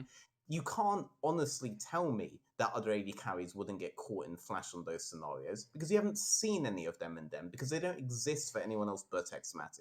Right. Now, later on in the split, that was less of an issue. The last games in the split, Xmati and Shinkrov looked like the two guys, publicly even, who were actually good on the team. And that's because they started adjusting this. And it's also, I agree with moving limit, because I think Ado understands these wave scenarios. Mm-hmm. So I really value Matthew's last games, because I think that was the only time where he even vaguely had a team not playing around him, but that did even the bare minimum around him to facilitate him, and he still looked sick on like Varus, etc. Stuff like this, right? So I still do value him, obviously not as an elite player, right? Mm-hmm. He hasn't had a split to be an elite player yet. Right. But So I do value him. so yeah, I mean maybe I'm a bit too harsh on him there for suffering because his support wasn't playing according to how he should have played, and that's obviously what are you gonna do as an ADC if your support Sure. just isn't there. I can see that. I just think like overall, this is a guy who clearly has potential, right? It's just that, Yeah. and I hope that with Erdote now as his support, and that he gets facilitated more, and that he can grow more. So actually, you know, like I'll put him in C tier. And Agressivo is his top, by the way. Yeah, Agressivo isn't yeah. a top that Who demands the map won't? amount. Yeah, who won't? I guess ruin his top lane. So I'll put him in C tier because like that's you make a fair point about limit just also not just having a bad split, and what are you gonna do as an ADC? I just I don't know. I still think that if what I saw in how he like approached the games, I still think he was just the shakiest for me overall. But you know, I think otherwise we pretty much agree. Do you just want to move on to supports next? Yeah, sure. I mean, in Cool. terms of like shakiest overall, right? Like, let's Yeah. be real. It's like one guy is on Omaha Beach and shaking, and the other one is piss chilling at the arcade shaking. And you're like, well, this guy is shaking more overall, you know, on Omaha Beach. And it's like, of course, he's on Omaha fucking beach. Yeah. That's where I fall. I don't know. I still think yeah, as a he could have done a bit more as a player. But anyway, we'll go to a support where we do have some rejects again. Promiscue, the god, bites the dust. Obviously, unfortunately, Limit, as we just mentioned, bites the dust. And I think that is it, right? Yeah, believe so.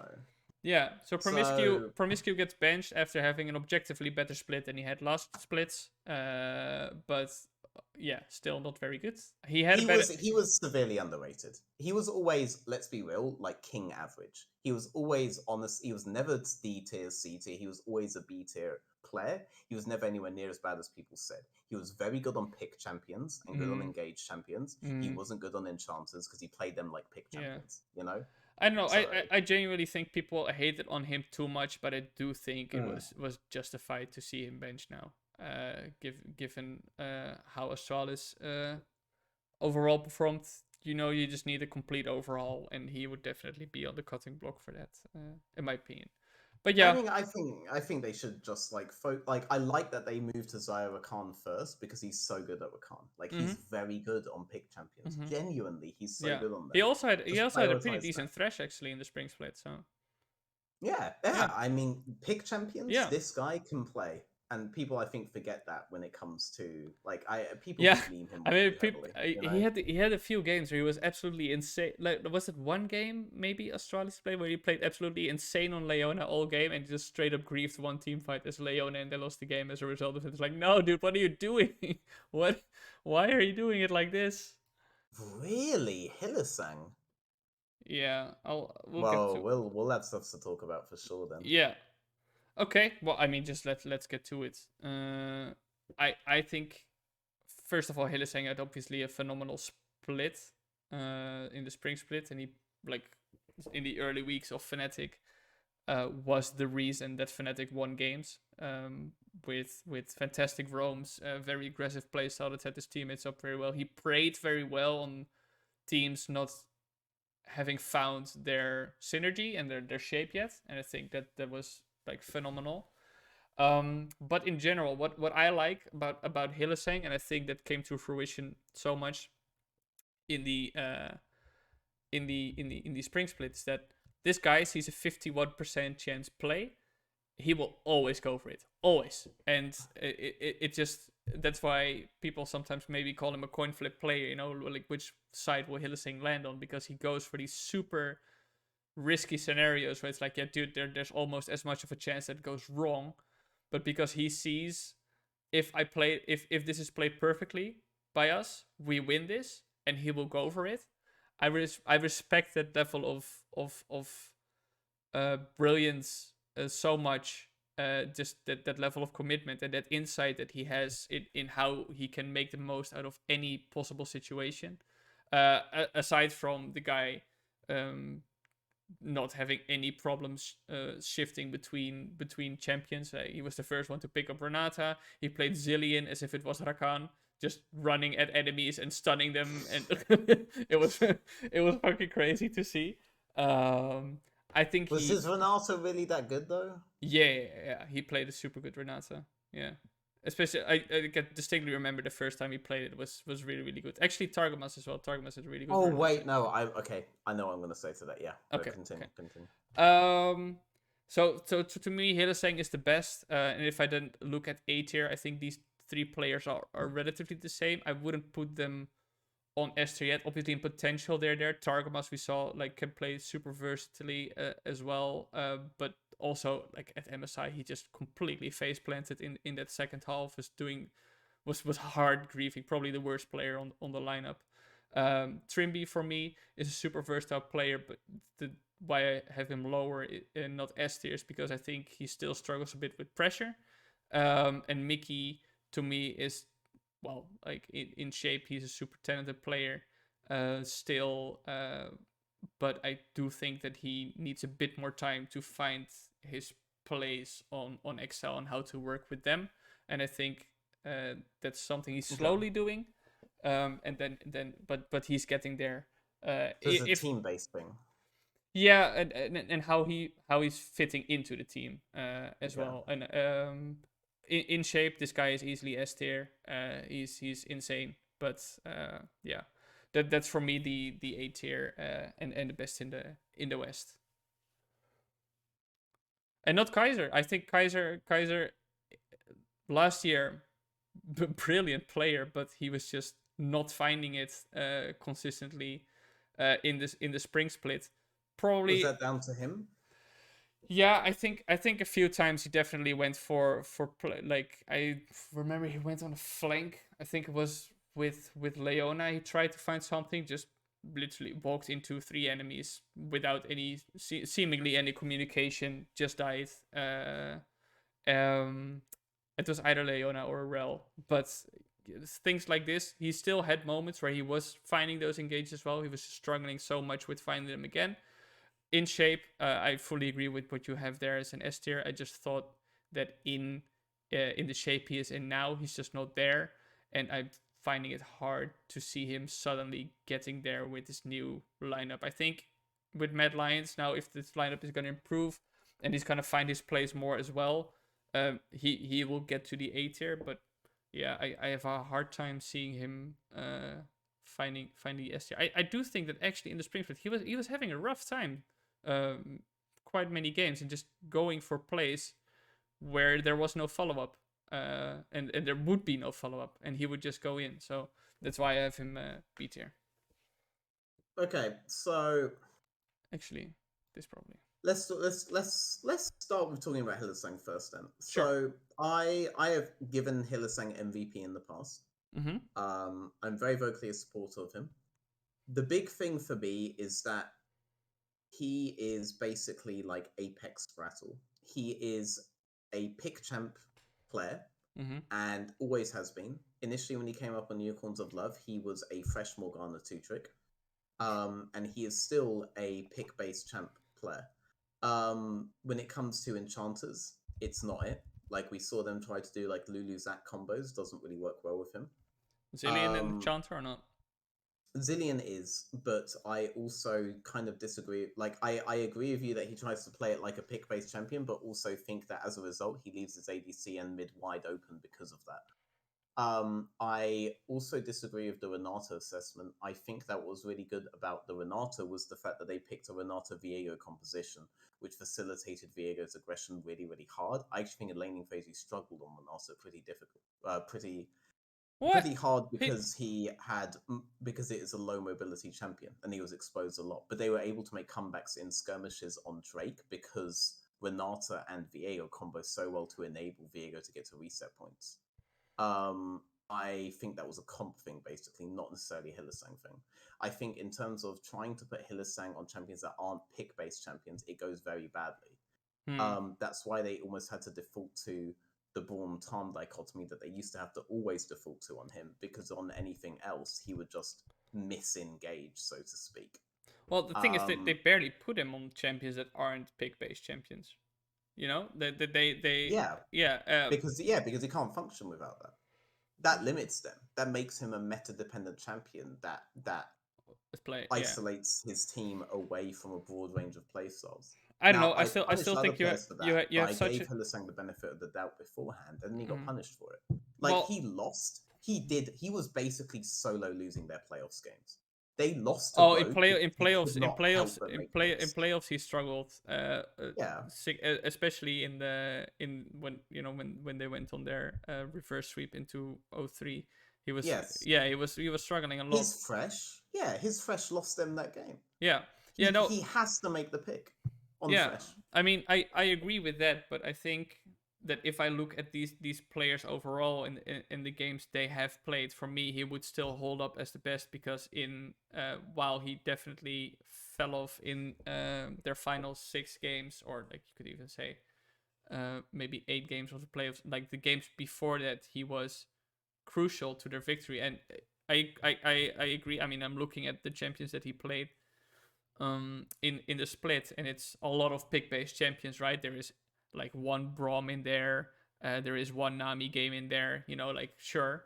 But I still think that with the different um pick champions that he has, you can't ban this guy, right? And You don't have to. no, but You just he pick anti-pick comps, no, like Rogue did. yeah, but I still think that even if you're gonna say okay, I mean then he plays like, I don't know, like a Braum or whatever, right? Which he also did in the playoffs. Um, he was still good. I mean, well, his Renata is still good. I still think he was a good Renata. I'm not sure which game you're referring to. That I remember distinctly. Like I think it was his first Renata game that he played. Like he was just winning the laning phase together. He was playing against the Jinx Nautilus from Here's Excel. the thing: I think you force this guy on Braum, and Oh no, everybody I Speed have S. above him just plays Janna. You No, know, like they can play these other playstyles, so they I can. think only I think you would say only Trimby is a player who goes for these. Like Trimby is the only player who plays Lux and that type of shit. Uh, okay, wait. So first off, fuck no. Like But Mickey X has played a actively, shit. Mickey X has played a shit ton of Janna in the past. Kaiser used to basically main Janna when he was on Mouse Sports. Like this, that's yeah, just not true. those are not champions. They're just not playing at this point. That's what Yeah, we're because talking. they don't have to, because only Hylissang is going to pivot them into a position where they can hard counter like that.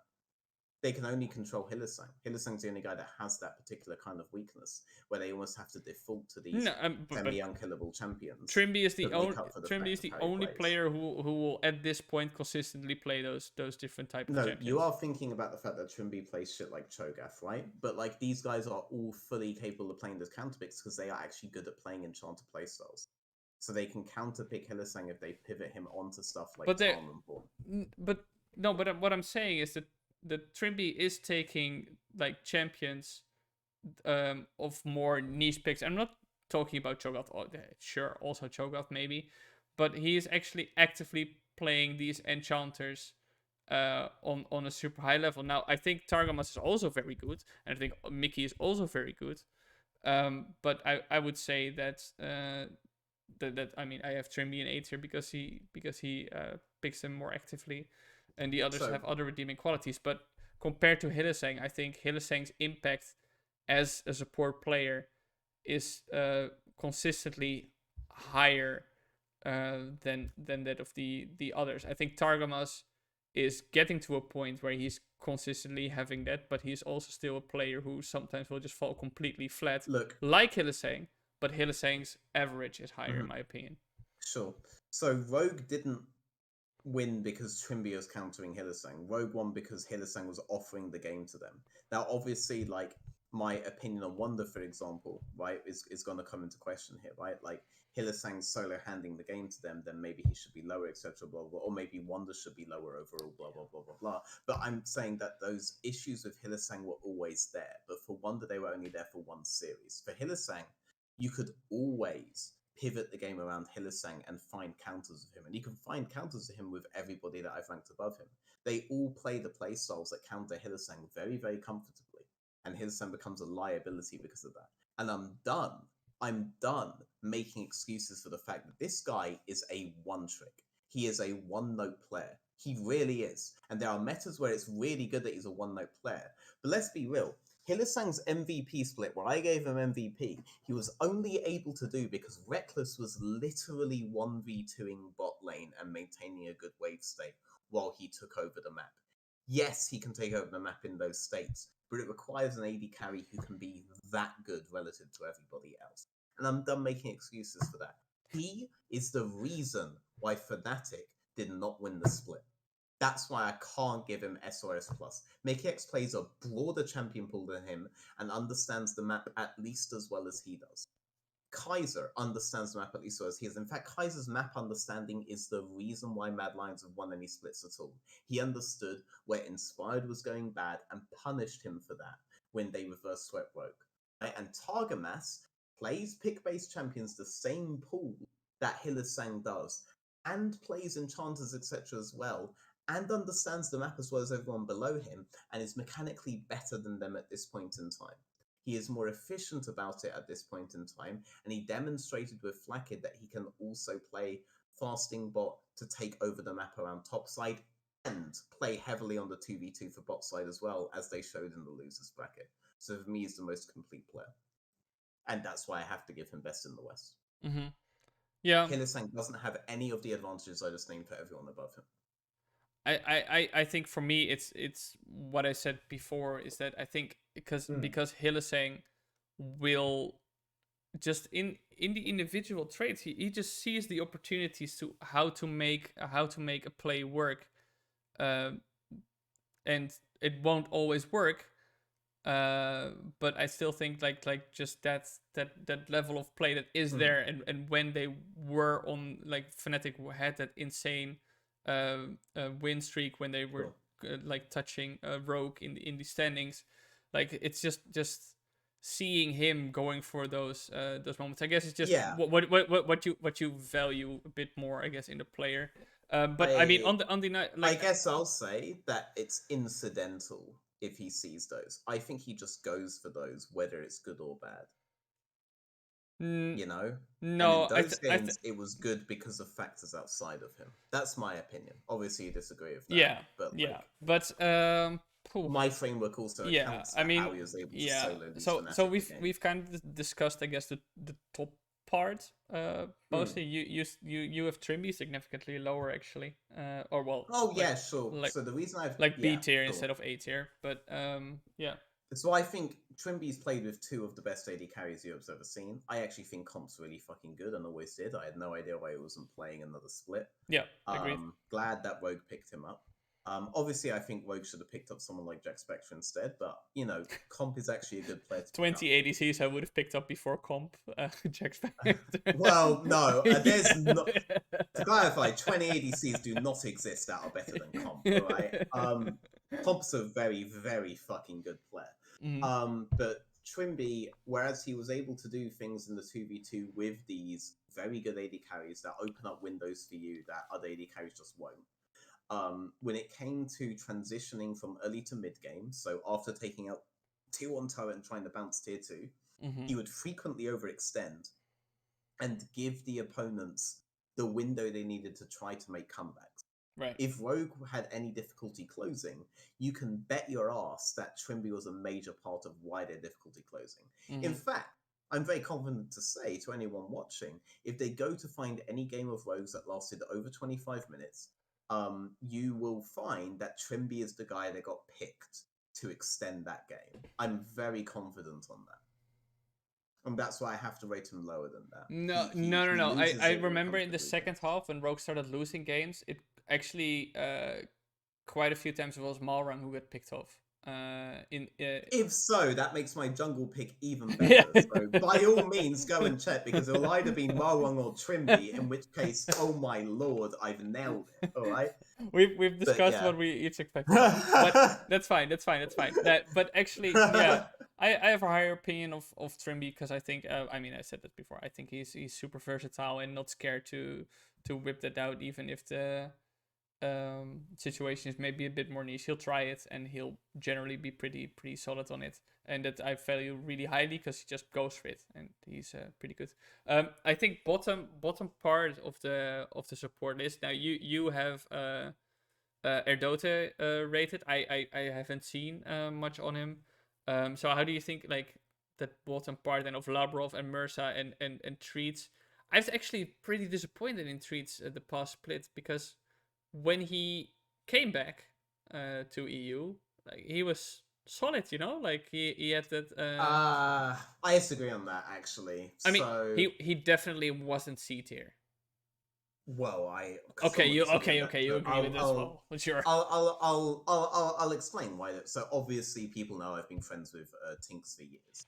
But what I saw in that initial split where Treats came in was that Tinks was the primary engage and Treats was the secondary engage. But because Treats DMs everybody and their mother all the time, even though Tinks was setting up all of these plays and was the primary engage on them, just because Treats came in and ended up getting a free 4-man Rakan ult because Tinks had previously stunned everybody gave the credit to him, and that ended up being the thing that you saw on Twitter a lot and on Reddit a lot because that's what the cast love. Because Treats constantly talks with many public figures because he understands how to do that kind of outreach. In reality, I actually think Treats was super dependent on other people to look good. I think his way of playing the map is incredibly dated. He plays the map like we used to teach people to play back in season 6. And it hasn't been updated for the here and now. And when Tinks left that team, they never made playoffs again, or not left. Yeah, Right? yeah. He disagreed with how to play the game, and the way they played the game has never got them playoffs ever again. Right? Okay, so like I'm, you know, like the leaving, like Treats tweeting or talking to people aside. I do think Tinks was a super good player and should have never like there was also an atrocity that he was a one split player.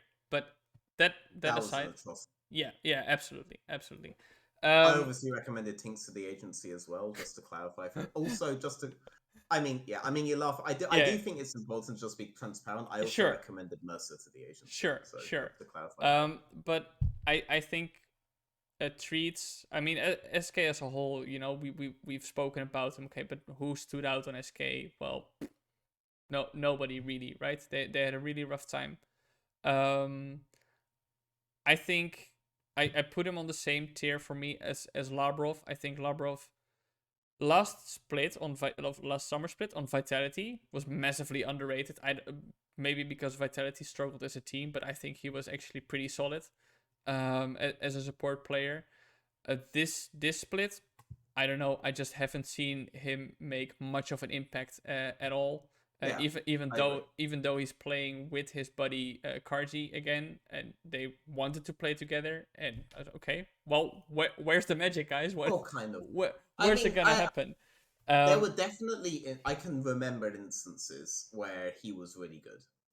But I do think there are very few champions. So I don't think I wouldn't call him elite right now, which I think is a No, but shame because he had potential. that's gonna be like that's like why I put him ultimately in theater. Like, okay, maybe you have a few champions that you can be good on, but you're a support Mm. player. You should be super versatile in the number of champions that you play, so you can't get easily uh, picked against. And Treats for me, I don't know. Maybe I give Treats like a lot of benefit of the doubt, and why I didn't like. I mean, we have them in C tier both, probably for different reasons. But I if mean, it, you don't have an S tier, that's why I think. yeah, I guess You yeah. know.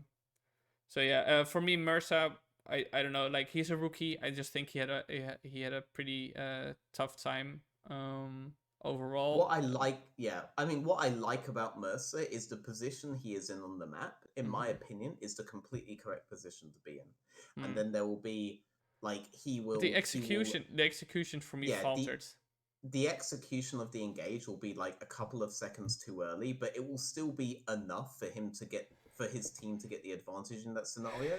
However, if he waited a few seconds, his team still gets the advantage and he doesn't have to die. You know? Yeah.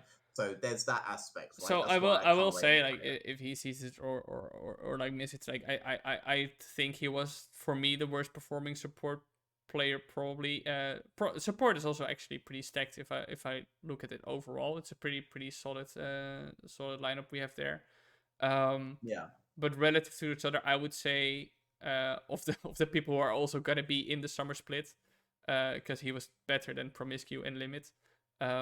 But yeah, so relative to each other, like the people who are still there, he would be my worst support. And actually, yeah, by enough of a margin to put him in D tier. But I still saw the points where like he's not irredeemable or something like this, right? For me, he's clearly okay. This is a rookie who had to, I guess, get bruised and get knocked down in his first split a few times and to understand the ropes. Let's see if he's gonna get there in the summer split. I I still think Yeah.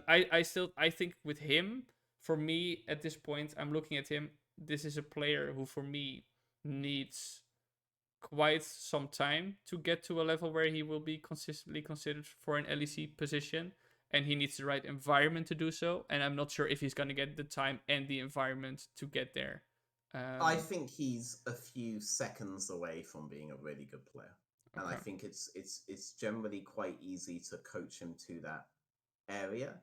Mm-hmm. Um, so I'm less harsh on him than you. I actually think he has really good potential compared to the other sports that have on the same tier.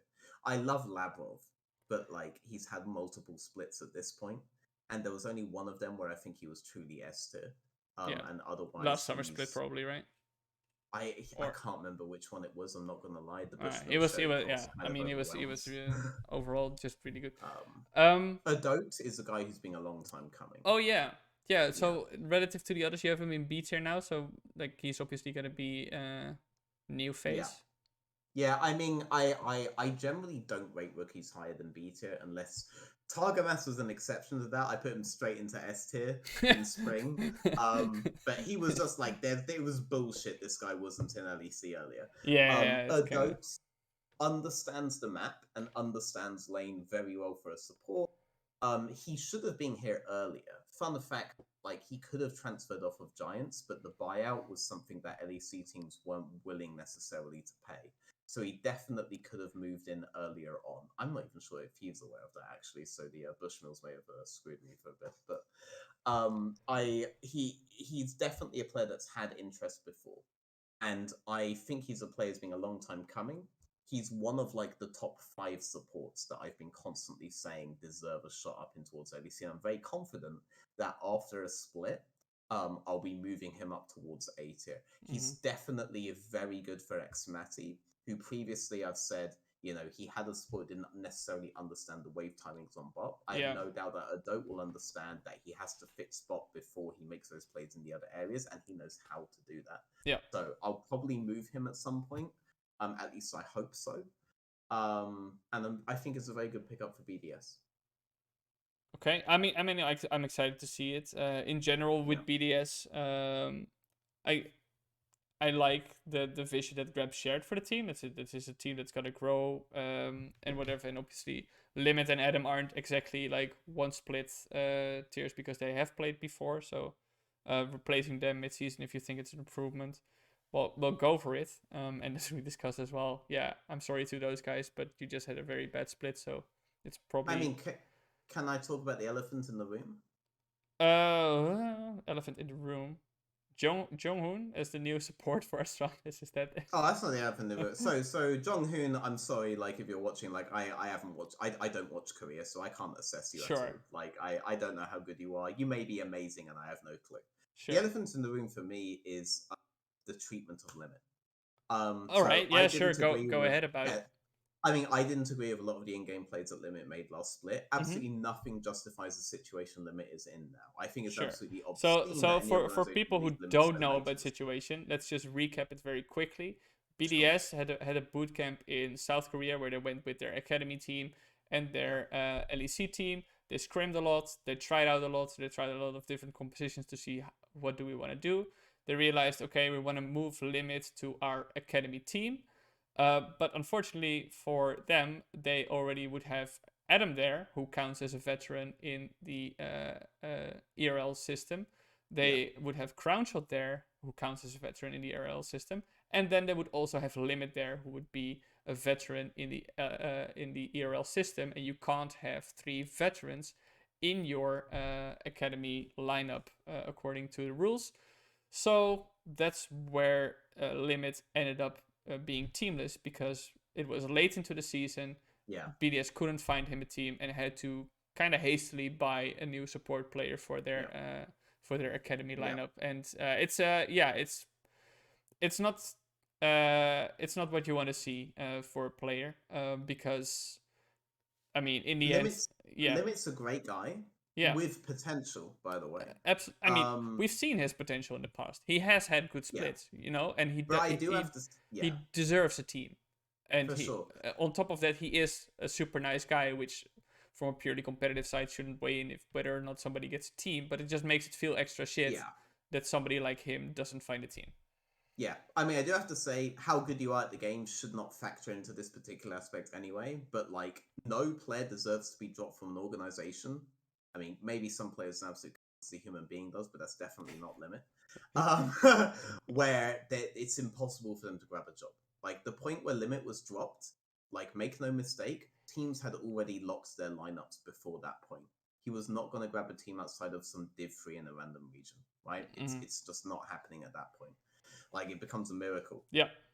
And this was I'm gonna say it, and you don't have to agree with it, Tom. Sure. This was just incompetence on the side of BDS.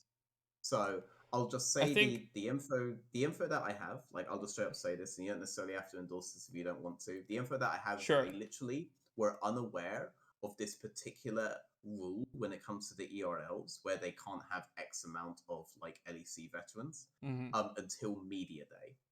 And as a result, they were under the impression before then that they could keep Limit at that point.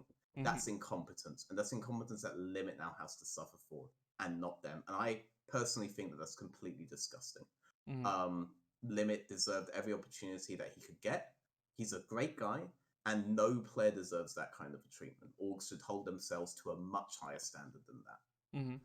Yeah, well, I do not have that information that you have, but you know, just irrespective of whether it was incompetence from the scenario that you laid out or just, you know, the late timing, it's not it's not the alternative is that it was intentional, right? And I honestly think that's much worse. I think if you know that at some point in the season a player's not going to find a team anymore, so then you just, if you truly want to have the best interest of your players at heart, then you know by what time you should reach a decision.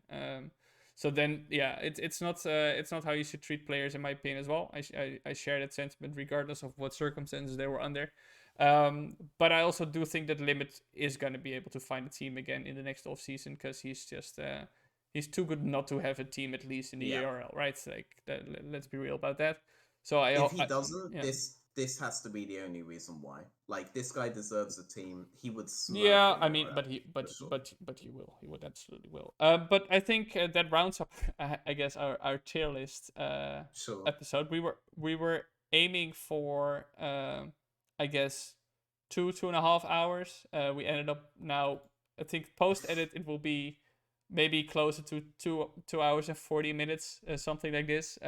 So not too far off, but it's long. It's long.